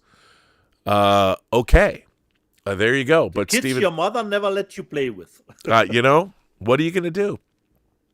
It's coming, though. So if you're interested, obscure cult films, The Rubber Gun. Please don't destroy The Treasure of Foggy Mountain is coming out.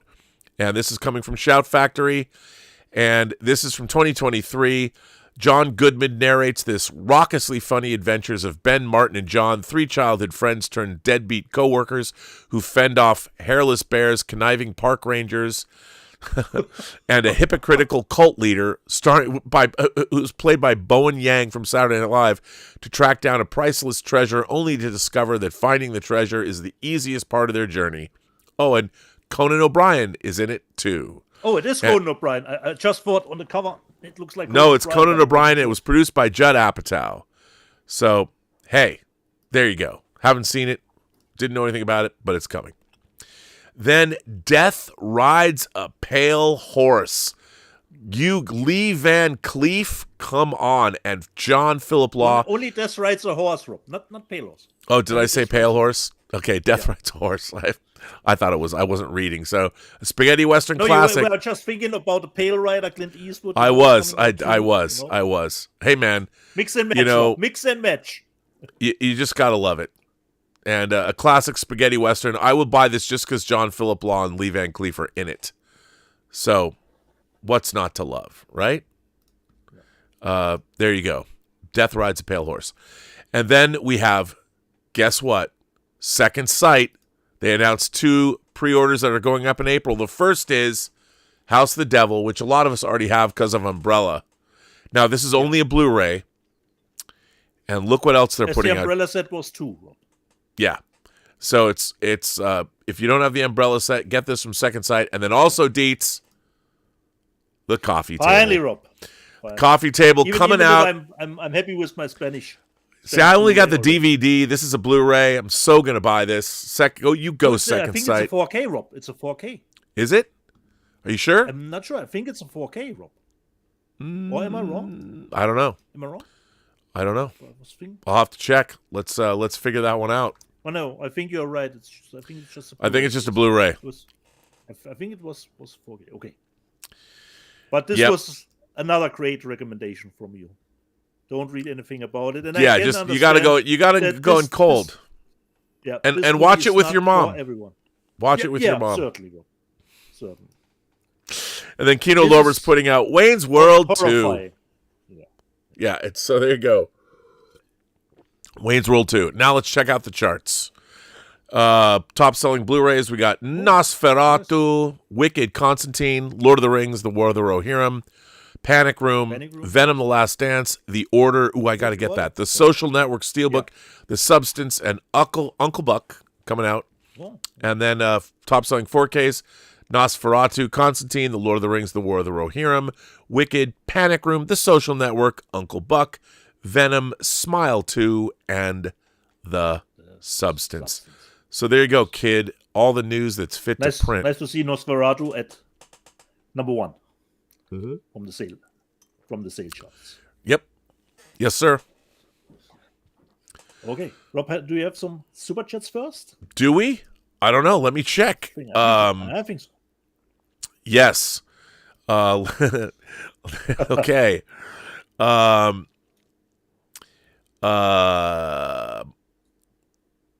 World in Pajamas says, my parents were great. I was allowed to watch very adult stuff. I think I already said this. Yeah. I didn't know I didn't know the Oscars were on today. I already answered that one. World in Pajamas says, we might be organizing a cruise next year. Why don't you, Dietz, and Elizabeth come? We're going to go around Norway. You can pretend to be Captain Kirk. Well, if you're organizing a cruise next year, I mean, I don't know how much that costs, but I would love to go, and we have to bring Stubble. I mean, not Stubble, but he can go too. We have to bring Terrier. If we're going around Norway, we'll go to Terrier's house and party. Jasmine Crockett, Blast My Rocket, Hawk 202 says the Emperor heir sent to Earth from Evil Prince, or the Evil Prince sent his insectoid armada to Earth. Isn't that what what's his face from the UK says, that we're all controlled by? Oh, he's writing a novel. That's what the Vaculi Chronicles are. The heir, the Evil Prince sends his insectoid armada to Earth. I hope they get here soon because we need them. Thomas Logan says, I caught The Brutalist in 35mm yesterday at my local art house theater. It's my 4th viewing.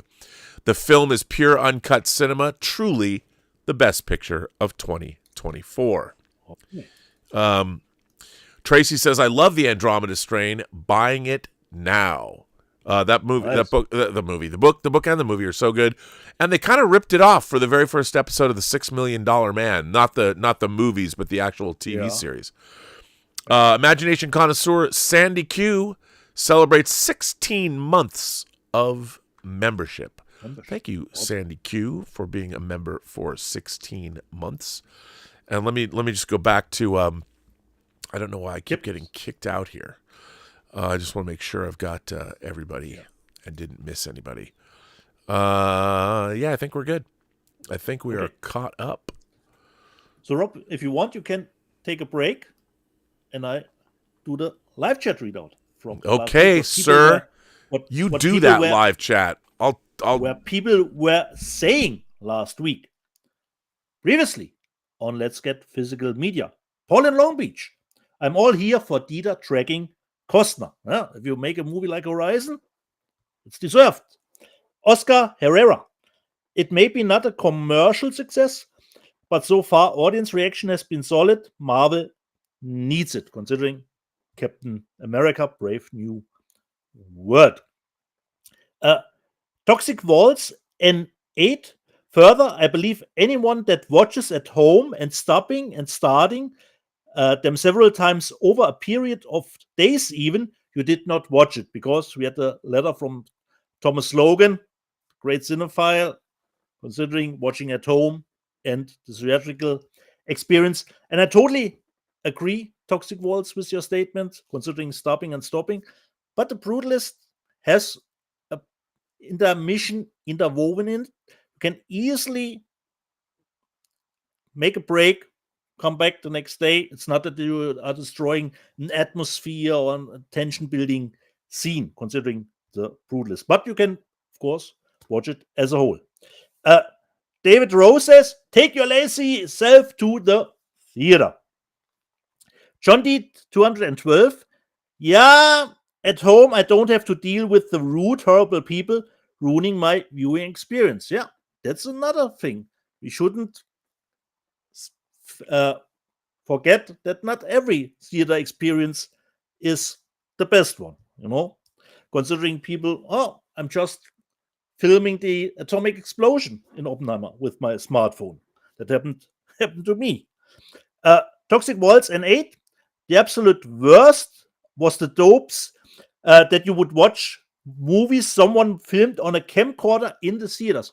But if you were lucky and you get that copy that Jerry Seinfeld did, then you were in a good space, considering the quality, because Jerry did some good bootlegging back in the day. Siggy, cut the price of tickets, then we can talk. Danzig, 1979. My son saw The Brutalist in 35mm at the BFI South Bank and said it was amazing. Paul and Brunotto. Thomas Logan is having a heart attack as Dieter watched The Brutalist over 2 days. Oh, the humanity. Thomas will get on my back for that every day, Paul. Don't worry about him. Care about you.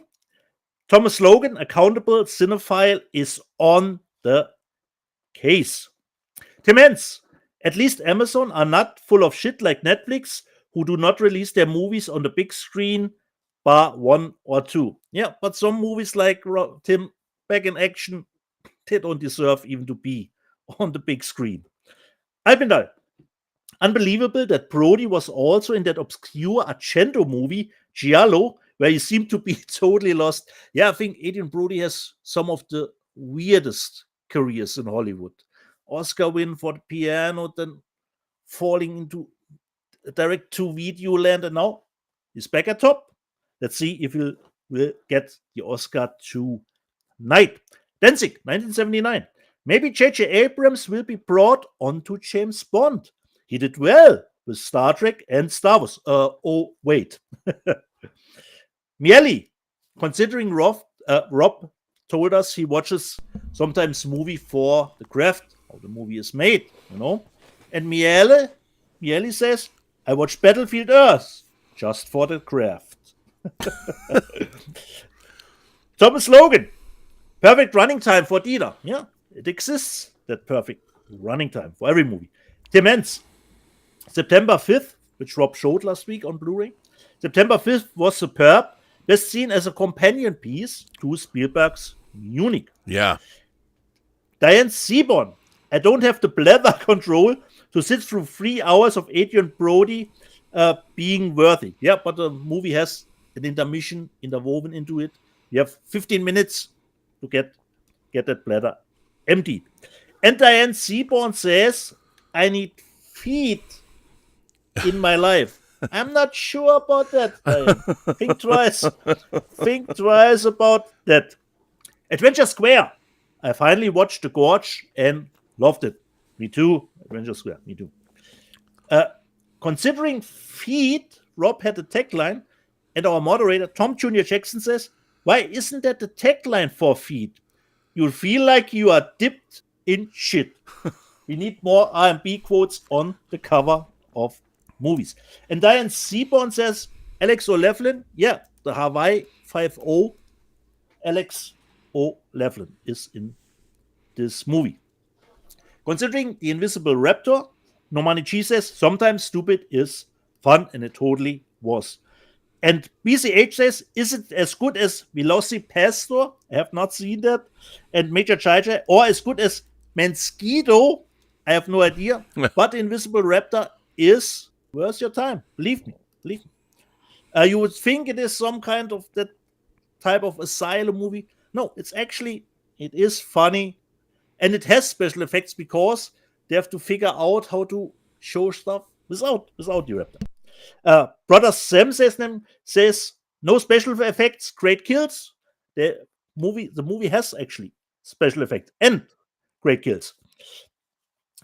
Tim Hens, that's a hard ask for Rob to give Trash a chance. Yeah, but I'm trying to persuade him to give the Invisible Raptor a chance. And BCH says, movie like that should be 90 minutes. You're correct on that topic. Even if there were none seen that I would say it would be completely unnecessary. It gave the character some backstory, but it shouldn't have a runtime of almost 2 hours. Brian Knight says, the flaw in Thomas Logan's rant, you need movies and movie theaters worth watching. Watch the Nothing But Trailers show on AXS. Nothing but body count horror movies in the next several months. So I'm good, Brian Knight, what you're saying here. Only body count horror movies? Okay. Gordon Waddell, I may need to check out that Invisible Raptor. Do that. Get back to me, Gordon. Diane Seabone, The Invisible Raptor versus The Brutalist. I'd watch that perhaps tonight at the Oscars. David Animal Guy asked us a question, Rob. I couldn't help him out. Hey, Robert, my whole life I've been trying to identify a heist movie. Must be from the turn of the 70s, maybe earlier. It features a couple that, at the film's finale, assume weird gold glasses. I have no idea, Rob. Do you know what movie he searches for? I do not know. At the finale, assume weird gold glasses. Perhaps somebody in the chat knows that movie. David Animal Guy looks forward to it. Considering the Carry On movies, Darren G says Shaun of the Dead and Hot Fuzz are funny British films. They certainly are. Kanto 007, Reacher times 3, brilliant back on top. I couldn't agree more. Reacher is awesome. Diane Seaborn, Reacher 3 has been very enjoyable so far. And Tom H. informs us season 4 has already been filmed and is in the can. They filmed 3 and 4 back to back. That's good to know, and of course an obvious choice for Amazon. Altmetall, where it is, here. I love the Largo Winch movies. Have all 3, and this was the 3rd one. Unfortunately, the weakest one. And Bill Barkley says, I remember Largo Winch video game. Yeah, there were video games, TV series. It's a pretty long-standing series. I don't know when first books about this character came out. And I don't know if Rob knows it. They always put in an international star in those French-Belgian productions. The second one actually has Sharon Stone in it. Admiral, I thought about Nosferatu that the German dub was fitting very well because of the setting. Exactly, Admiral. I need to hear the German dub for Nosferatu. Walter Whitewalker, we know at least one of the monsters from the gorge survived. His name, Groot. Pete and Cart, isn't that the kid from Bill and Ted 3, the niece of Hugo Weaving? Yes, she is in Israel, and she has a new movie coming out, I think Borderline is the title. Bill Barkley, by the way, do people still want to see Cavill as Bond? I think that ship has sailed for the longest time. Castle Grayskull, what is that beep in the background? That was my smoke alarm. The battery was low. And since I have headphones on, I didn't detect it. But people in the live chat got probably annoyed hearing every minute that beep sound. It was my smoke alarm. Thomas Logan, Dietz would happily sit through a 6-hour Terrifier 4 on opening day and drive hours to Berlin to see it on the biggest screen in Deutschland. Oh, here it comes. A 6-hour Terrifier 4. I'm there for it, Thomas. Paul Nolan. I watched Folia 2, Joker 2 a couple of weeks on VOD. Had no expectations going in, but I really enjoyed it. Yep. Good to know, Paul Nolan. Gambit, 1987. Terrifier 1 was not great. Terrifier 2 was lackluster. 4 Terrifier 3 was all right. They're not for everyone. And Altmetall, I'm terrified how overhyped those movies are. No, they're actually in that ballpark that they are selling, Altmetall. They're not selling anything else. Victor Fontaine, throw in the Raid box set with the Terrifier Collector's box set to get that free shipping from Australia. Adventure Square. Aliens always prefer the DC. And Alien always the theatrical. And Gordon Waddell. I agree with RMB. The director's cut of Aliens is better. The scene with Ripley learning about her daughter should not have been cut. No, you know what, Gordon? That's... You know what, Gordon? In 1986, how many of the audience members said, oh, I wish there were a scene about Ripley having a daughter? None said that back in the day. Okay. Let me just say that, yeah, no one said that back in the day because we didn't know it was there. But when she talks about Amy, that she died when she was 57 or however she old, 57 years old or something. She was supposed to be back for her 11th birthday. It adds so much pathos and emotion, and it sets up the conflict between two feminine forces, the alien queen. I mean, come on. That's great, Rob, great it stuff. It doesn't fit the headcanon. She's a career officer who is on the Nostromo for Listen to you, career officer. She can also be a single mom. She's out there, She doesn't need to be a single mom to care about Newt. How do you know that she doesn't have a husband? I mean, she doesn't mention it. But still, I think you're wrong. Look, the smart gun scene can go. You don't necessarily need that. It's kind of superfluous and it lasts too long.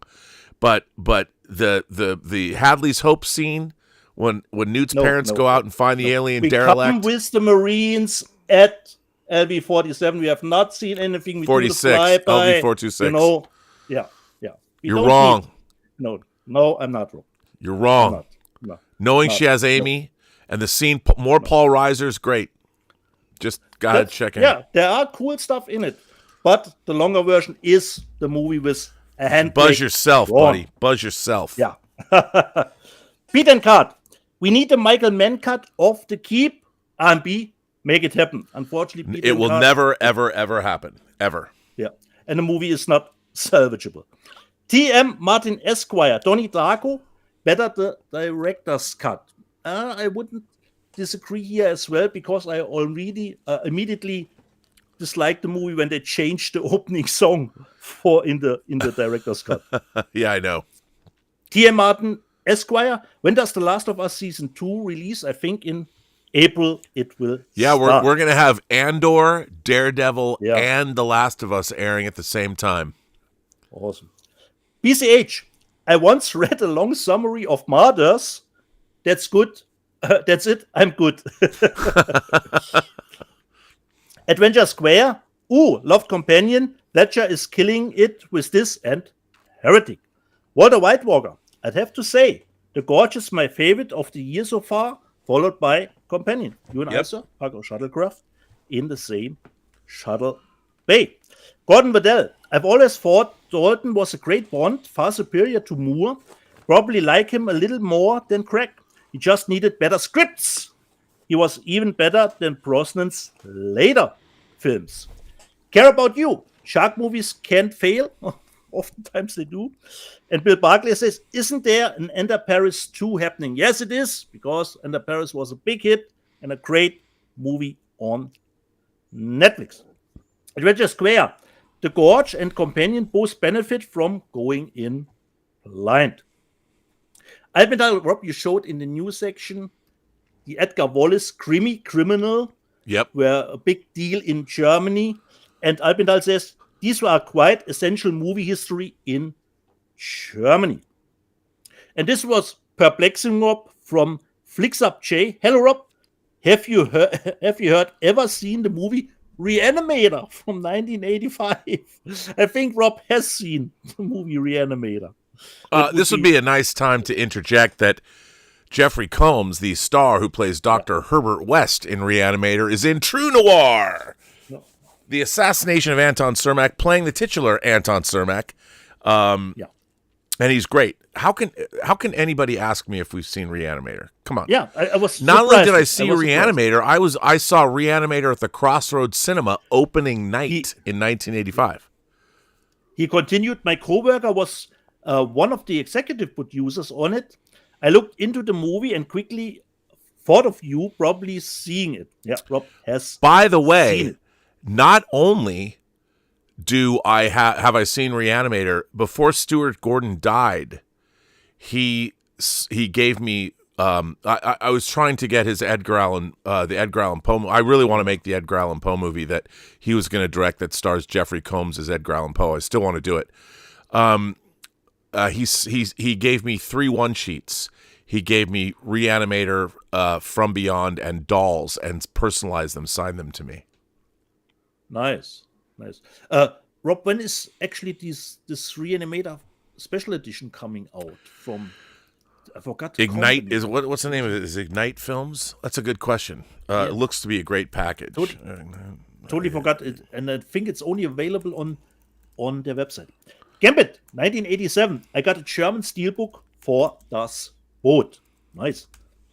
Thomas Logan, Moonraker is deliciously bad.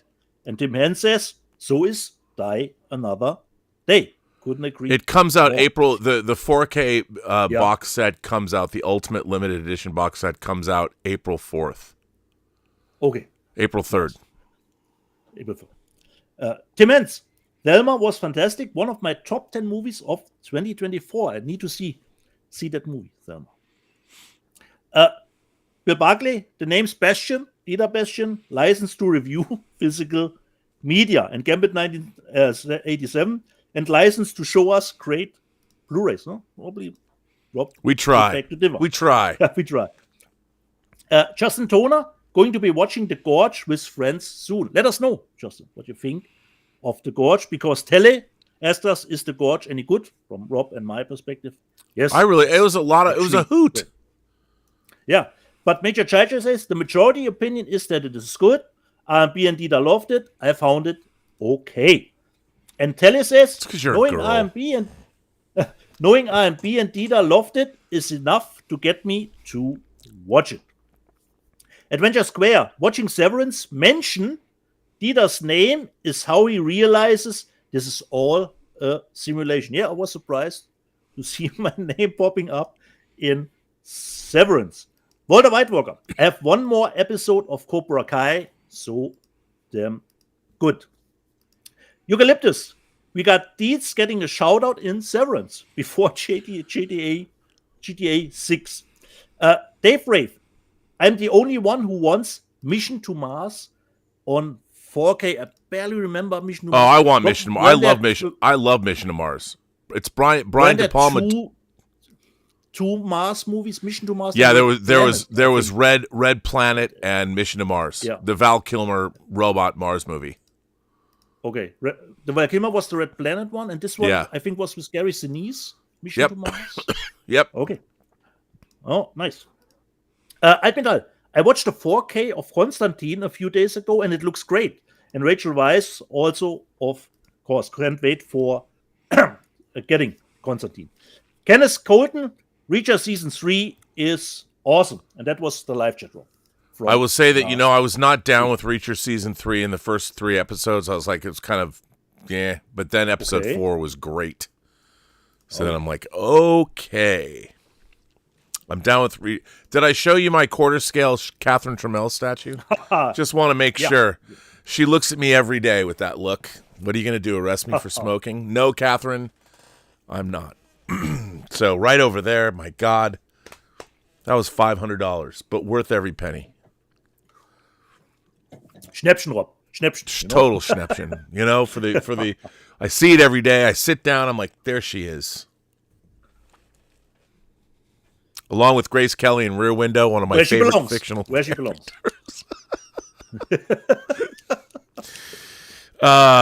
Has been for a while. Let's see. We got Sub McShave says, concerning Bond, they'll never do this, but I'd love to see a retired Bond being 60 or 70 years old, being called back into service and being played by Dalton or Brosnan.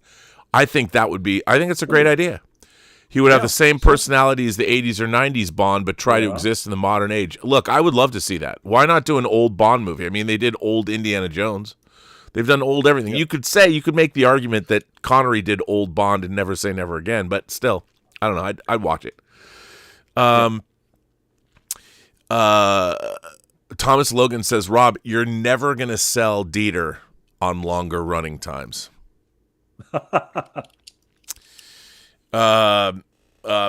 Tracy says, I missed that. Sorry, but what's the movie you want to make by Edgar Allan Poe, and how much money would you need to make it? That is a very good question.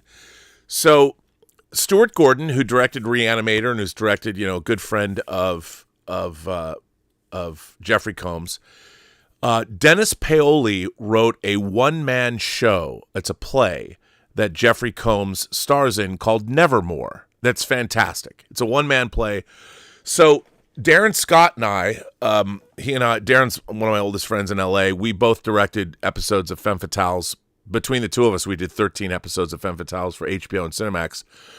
We were going to work with Stuart Gordon to turn the one-man play into a movie and expand it. And it's a fantastic script. So we went back to Dennis Paoli, who wrote the script for Reanimator, and he turned the one-man play Nevermore into a feature film. And I would say you could do it on a low budget, but I would say, a micro low budget, but it wouldn't be great. I think for $2 million, we could do Nevermore, and it would be incredible. It would be absolutely incredible. And the script is centered around it's still centered around a one-man play. It's actually Edgar Allan Poe gives this, as he's getting drunk on stage, he's giving this sort of one-man monologue to this period audience. It's set in the 1800s during his life. But then you move in and out of what he's doing, and you see representations, fantasy sequences of his various like things like the Raven, and you see things about his personal life. And what's really interesting about the film is it could probably be shot in 18 days. The way we had conceived of it, it'd be shot in 18 days. And since so much of it is the one-man play that he's delivering, what we would do for the first 5 days is just shoot the play. And then, from as many camera angles as you could. And that's how we're going to do it. But then Stuart Gordon passed away, and people have been trying to raise money to do this for so long. But I think the movie would make a lot of money. I think if we were to make it the way we wanted to make it, I think somebody like A24 might pick it up. And even though Jeffrey Combs is older now, he can still do that part. He's incredible in the part, absolutely incredible as Edgar Allan Poe. And I really want to do it. I mean, the problem is, in this day and age, it's almost harder to raise $2 million. It's almost easier to raise $25 million because it's hard. How do you get the $2 million back? And the question is, like, I couldn't take your money. So let's say somebody came to me and said, Rob, we're going to give you $2 million to make this movie. My problem with that would be I couldn't take your money unless I knew what would be the path to return your cash. Now, in the case of this movie, Nevermore, I think $2 million is a great investment. I think it would be a festival darling. I think a streamer would pick it up for $5 million or even more. But unfortunately, you need that initial capital investment to go make it. And you can't do it. You need all the money up front to do it. And it'd be better to have $3 million, but it wouldn't be more than that, And so it's a $2 or $3 million proposition. Yeah. The funny thing is, the turnaround time would be very quick because, a lot of movies like Tango Shalom, we worked on it for 5 fucking years. But Nevermore would be the kind of thing you could plan it, you could shoot it, and then it would just be editorial. So you could probably turn the entire film around if you really wanted to in 4 or 5 months. From the initial pre-production stage to when it's done, you're looking at 4 or 5 months, and then it would be ready. And it's the kind of thing where I think you could just sell it.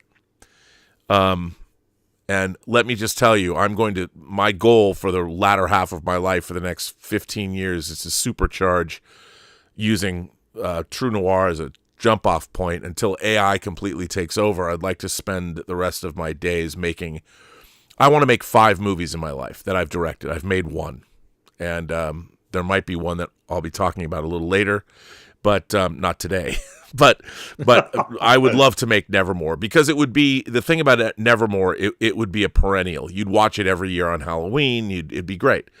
But I just don't know, I don't know anyone that has that kind of liquid cash right away. Because you can't make movies on credit anymore, because you have to pay people. But the thing is, it would be manageable and you could make it look lush. It'd be a lot of fun to make. I'd love to do it. And Jeffrey Combs would love to do it too. And the funny thing about it is, you would shoot the whole play. So you could release it 2 different ways. So you would have the Nevermore play. You'd have the one-man stage version of it shot like a movie. But then you'd have the feature film version of it that has the fantasy sequences. And so you're actually getting 2 movies for the price of 1, which is sort of interesting. So, yeah, I really want to do it. And having just worked with Jeff Combs so successfully on True Noir, I wish I had the cash. It's the kind of thing, if I had the cash, if somebody wrote me a check tomorrow, I could be shooting this movie in May. I mean, that's it would be, you could go do it, and I would. So there you go, Tracy. If anyone's got an extra $2 million, $3 million bucks, it's definitely a high caliber. It's very highbrow. It'd be a very cool thing. Just send Elon the email what you want to do, I hope you gotten your email to Elon, what you've accomplished this week. Yeah, I mean, no, it would still be a low-budget movie, but we'd make it look lush, and it would be so much fun. It'd be beautifully, beautifully done. Major Chai Chai says, "'Cause I'm a girl?" Those are fighting words. Oh. She's a married woman. I would make comment. There's other things better to do, but I know she's married. Can't say that. I have the greatest respect for you. Look, as you always tell me, remove before flight. So yeah, there you go. So that's it. What more do we have to do? Do you have a card? So Rob, we could play a card, but I actually wanted to get your Oscar predictions, Rob. If you want. I think we're gonna have a lot of upsets. You want you mean on the actual? Yeah. I want to get your predictions, Rob, and you have always 2 votes. What do you think will win, and what would you like to win personally? And of course, it can be the same, Rob. So, Best Picture, Rob. I don't think I need to go through the nominations. I think you know the movies that are nominated.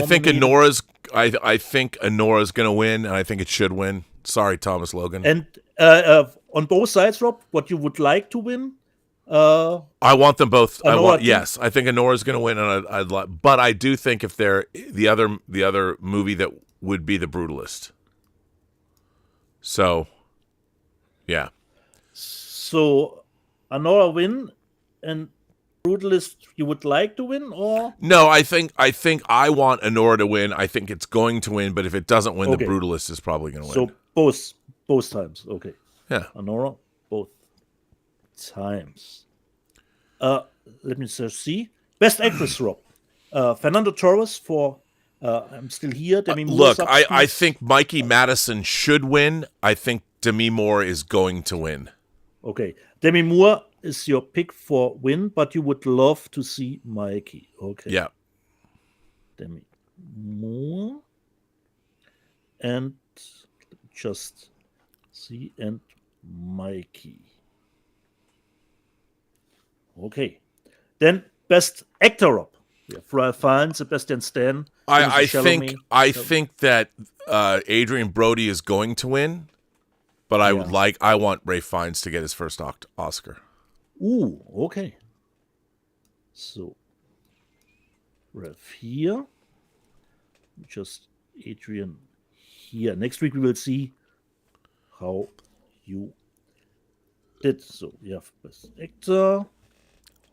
Then Best Foreign Language Film, Rob. We have The Girl with the Needle. I don't know which you have seen, Flo, Emilia Paris, The Seed of the Sacred Fig 3, which strangely is going for Germany. And I'm Still Here. It says Forever Here. I think that I'm Still Here is going to win. Yeah. I'm still Although here. The Girl with the Needle's a banger. Oh, okay. Okay, I've not seen that. Okay. Put that on the other side. It goes, unfortunately, I don't know for which country The Girl with the Needle. I think it's Denmark. Okay. Nice. Best Supporting Actress, Rob. We have Zoe Saldana, Felicity Jones. It's going to be Barbaro. Zoe Saldana. Okay. Where do I have it?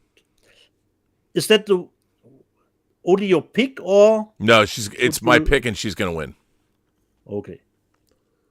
Both. Best Supporting Actor, Rob. We have Guy Pearce, your Borisov, Edward Norton. Kieran Culkin's got it in the bag. Culkin. Okay. Yeah. Have you seen A Real Pain, Rob? No, but I really want to. I hear good things about it. Best Adapted Screenplay. That is going. I think it's probably going to be Conclave.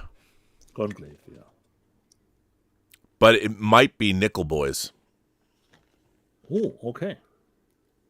So you would love to see Nickel Boys take the win? Well, no, I don't necessarily think so. I think Conclave was great. I love the script. Okay. Best Director, Rob. Corley Vachar, Sean Baker. Sean Baker's going to win. Ooh. Although I think Sean Baker's going to win, I wouldn't mind it if Brady Corbet won. Okay. There you go. Either one of those would make me happy. Okay. And considering we had adapted Best Original Screenplay, Rob, we have A Real Pain, The Substance, September 5th. And, I honestly think it's probably going to be A Real Pain, but Honora could win, and The Brutalist could win too. That's a tough one. Pick one, Rob. Who wins Best Screenplay? I'm going to say Honora. Okay. And do you have any screenplay that you would like to win? No, I think all this is a really strong category. Yeah. Look, I thought September 5th 5th was rep because you love the movie. September 5th was amazing, but again, it's an original script, but it's based on something that actually happened. And now I don't know. The thing about September 5th is it was more of a docudrama. You know, they didn't have to make it up. They had the real thing, so it's weird. I mean, I know it's not based on a book; it was based on an actual event. But A Real Pain and Honora were created from scratch. So and same with The Brutalist. So Honora on both sides. Yeah. What's well, the thing is, I guess because I'm not thinking who will win. I think Honora will win. Yeah. I think A Real Pain could win. Okay. You know, so could The Brutalist. I think there's going to be some upsets tonight. Yeah, it totally will be probably surprising considering anything can go. And we have our Best Original Film Music, Rob. Emilia Paris, Conclave, The Wild Robot, Wicked, and... Are you talking about original score, you mean? Original score, correct, Rob. Original score, sorry. That's a tough one. To be honest, I have no idea. I mean, how can I don't know why Wicked could be best original score. I guess it would be. Maybe The Brutalist.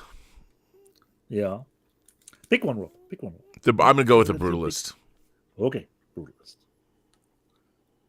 I really don't know. It was a great score, definitely. So, and we have Best Visual Effects, Rob. Planet of the Apes, New Kingdom, Better Man, the Robbie Williams story, Dune Part 2.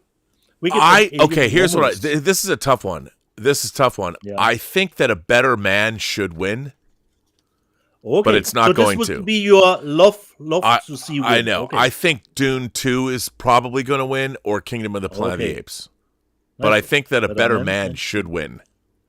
Okay, that? nice. That's what I want to hear. Which will win, and which would you like to win? Best makeup and best hairstyles: Emilia Perez, Substance, Wicked, A Different Man, and Nosferatu. Best makeup. I think that the hairstyle. Substance might take this one. Okay, where do I have best makeup? It would be deserved. And we have best camera, Rob, cinematography. Emilia Perez, Dune Part 2, Maria, Nosferatu, and The Brutalist. I think The Brutalist is going to win. Okay. Brutalist. And best costume design, Like a Completely Unknown, This is Conclave, Wicked's Gladiator 2. Wicked's going to win. Okay. As much as I it's my category. I've interviewed most of the people nominated for that show, for that one. And besides best costume, best production design, Rob, Conclave, Dune, Wicked, Nosferatu, and The Brutalist. Best production. I think Wicked's going to win. Oh, both. Okay. Think what's left. Best, your favorite category. Best editing. Emilia Perez, Conclave, Wicked, Anora, The Brutalist. Best editing. You know what? I think that Anora could win. I would go with Anora. Okay. Another one that you would love to see win from those 5 or both? Anora both ways. Brutalist. It's a tough one. I mean, I think that Anora's going to win. I think Wicked could win too. Okay. Although, yeah, Conclave's pretty good. And I think this is the last one, Rob. I didn't put every category out. Best sound, Rob. Emilia Perez, Like a Complete Unknown. I think Dune Part 2 should win that. Absolutely. Yeah, absolutely. 100%. Correct. But it might not. Okay, Rob. Upset. This was your tips and your what you will think will take it in. I think in. I've given you everything I've got. Yeah, and we know there you your go. tips are always good. Like with the soccer stuff. So it's depending on Europe if you still want to play one. We could. There's a few more super chats. Yeah. Okay. 200 Watt Studio says, "Hey, there's a new Basic Instinct 4K coming out." Yes, there is. No Money G says, "Do you think the Axnar sequel will come out before 2030?" I do. I would hope so. I think probably it's going to come out. I think they're going to finish it. I think it's. Look, I would. To be honest, I really hope that it's good. I'm really proud of Prelude to Axnar and what we were trying to do with it. I don't see how it can be very good on a number of levels, but I would like it to be surprising. I would like it to surprise everybody and be good. If only for the people that want to see it, I hope it's good. I mean, that doesn't change the fact that Alec Peters is a monumental douchebag and completely ineffectual, and it's ridiculous that it doesn't exist, but I would like to see it come out. So, you're going to give it to me? Oh, we are caught up? Okay, Rob. I thought we are caught up. Here it comes. Your Got it. Okay. Why are we doing this? By the way, I just want you to know. Yeah. Well, I don't know what the questions are, so you have to ask first. Okay. What did the surviving children of the Stans expedition do to summon the Gorgon? Hail, hail, fire and snow. They had their chant. Correct, Rob. Recite a chant. That is correct, Rob. Yeah. Far away, far to see, friendly angel, come to me. By the way, this is the worst episode of Star Trek of all time, just so you know. Oh. Who survived the mass suicide of the Stans expedition caused by the Gorgon? Who survived The children? No. They have 3 names here, Rob. You want multiple choice? Yeah, I guess so. So who survived? Professor Starnes, Mary Chonovsky, Professor Wilkins. Who survived? I don't know. Mary? I have no idea. Correct, Rob.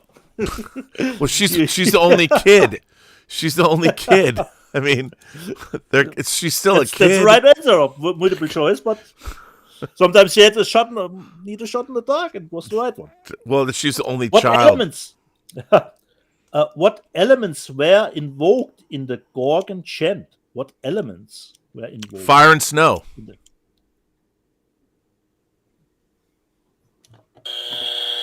Wind and water, it says here. Oh, snow's not an element. All right. Because fire and snow was a multiple choice, Rob. But correct answer. Hey, I can put at least one here. At there wrong. you go. Unbelievable. Huh. When was the Gorgon destroyed? Jesus, how long is this answer sentence? When was the Gorgon destroyed? Yeah, when? At the end of the episode? When the children made him go away? I mean, when he lost like their... that, Rob? What are the questions? You're on the right track, Rob, but you're on the right track. Well, I mean, they had to banish him themselves. I mean, it was up to them not to call. The Gorgon came because they called him when they. I don't know what are they. I don't know what the wording they want. Do you want multiple choice, Rob? Yes. So the question again: when was the Gorgon destroyed? When the children forced their grief concerning the loss of their parents? Yes. There you go. Yes. We're on the right track. That's the answer. The last one, Rob. The Gorgon was played by Melvin Bell. Bella, yep. Who was not known as an actor. What was Bell's profession? You want to know something really interesting? Yeah. He's a lawyer. Correct, Rob. And Brian Cox plays him in Zodiac. Ooh. In the movie Zodiac, Brian Cox plays the actual Melvin Belli. And then Melvin Belli, crazily enough, plays Gorgon the Friendly Angel in the Star Trek episode And the Children Shall Lead. And they mention it, Brian Cox as Melvin Belli talks about doing the Star Trek episode in Zodiac. Should I add this as trivia questions, Rob? Well, there you go. There you go. This is the worst episode, Rob. That's my. I hate that episode more than life itself. It's the worst episode of classic Star Trek. From the which original season, series. Rob? Is that Third season. Episode? Third season. Okay. It's terrible. Okay, Rob. But you do see the United Federation of Planets banner in that episode. The little UFP banner. Yeah. So, Rob, we have some super chats left, perhaps? Well, in honor of Dieter, Castle Grayskull is going to make bow tie pasta for me. Thomas Logan says, Honora is a perfect film, but The Brutalist is a perfect film that was much harder to make, especially on a $10 million budget. Shocked Brady Corbet pulled it off. Right, Thomas. I don't know if that's true. I don't know if that's necessarily true. I mean, I think it's amazing he made a 3.5 hour movie, but, it's a different kind of a movie. I think it had different challenges. But I think was more challenging. Considering the setting, the production design. That's true. The costumes, It's and true. I don't know what actually the budget was of Honora. Yeah, I don't either. Wasn't it around 10 to? Yeah, I'm sure it was I think they're similar. pretty similar. I think. Yeah. So, definitely. So we are through with the We're done, man. We are done. Okay. With our 3-hour show. So it's Oscar night, and I say, have a good one with the Oscars. Und jede Person, die du triffst, hat eine Geschichte zu erzählen, die du noch zu hören hast. Alles, was du tun musst, ist zuhören. Every person you meet has a story to tell that you have yet to hear, and all you have to do is listen. I want to thank everybody for being here. Thank everybody for generously supporting this channel via Super Chats and tips, and thank you for your memberships. We had a great member call yesterday. We will have another one in 2 weeks. I want to thank my entire moderating staff, starting with Tom Jr. Jackson, Lord Toth, I don't know who else is here. Is Justin Toner here? Justin too. All of you. So all is well. Question, Rob, will you be on somebody else's stream for the Oscars, or do you enjoy it? Yeah, I think I'm going to go on the Film Threat stream. Chris Gore invited me to go. Okay. And I promise I won't. Last year I got way too drunk. Way too drunk. So, yeah, we shall see. Nice. So thanks, everybody. We'll see you. When does the Film Threats stream starts? I think at 4, a couple hours. Okay. Yeah. Okay. All right. Fingers crossed. Everyone, thanks for being here. See you next week.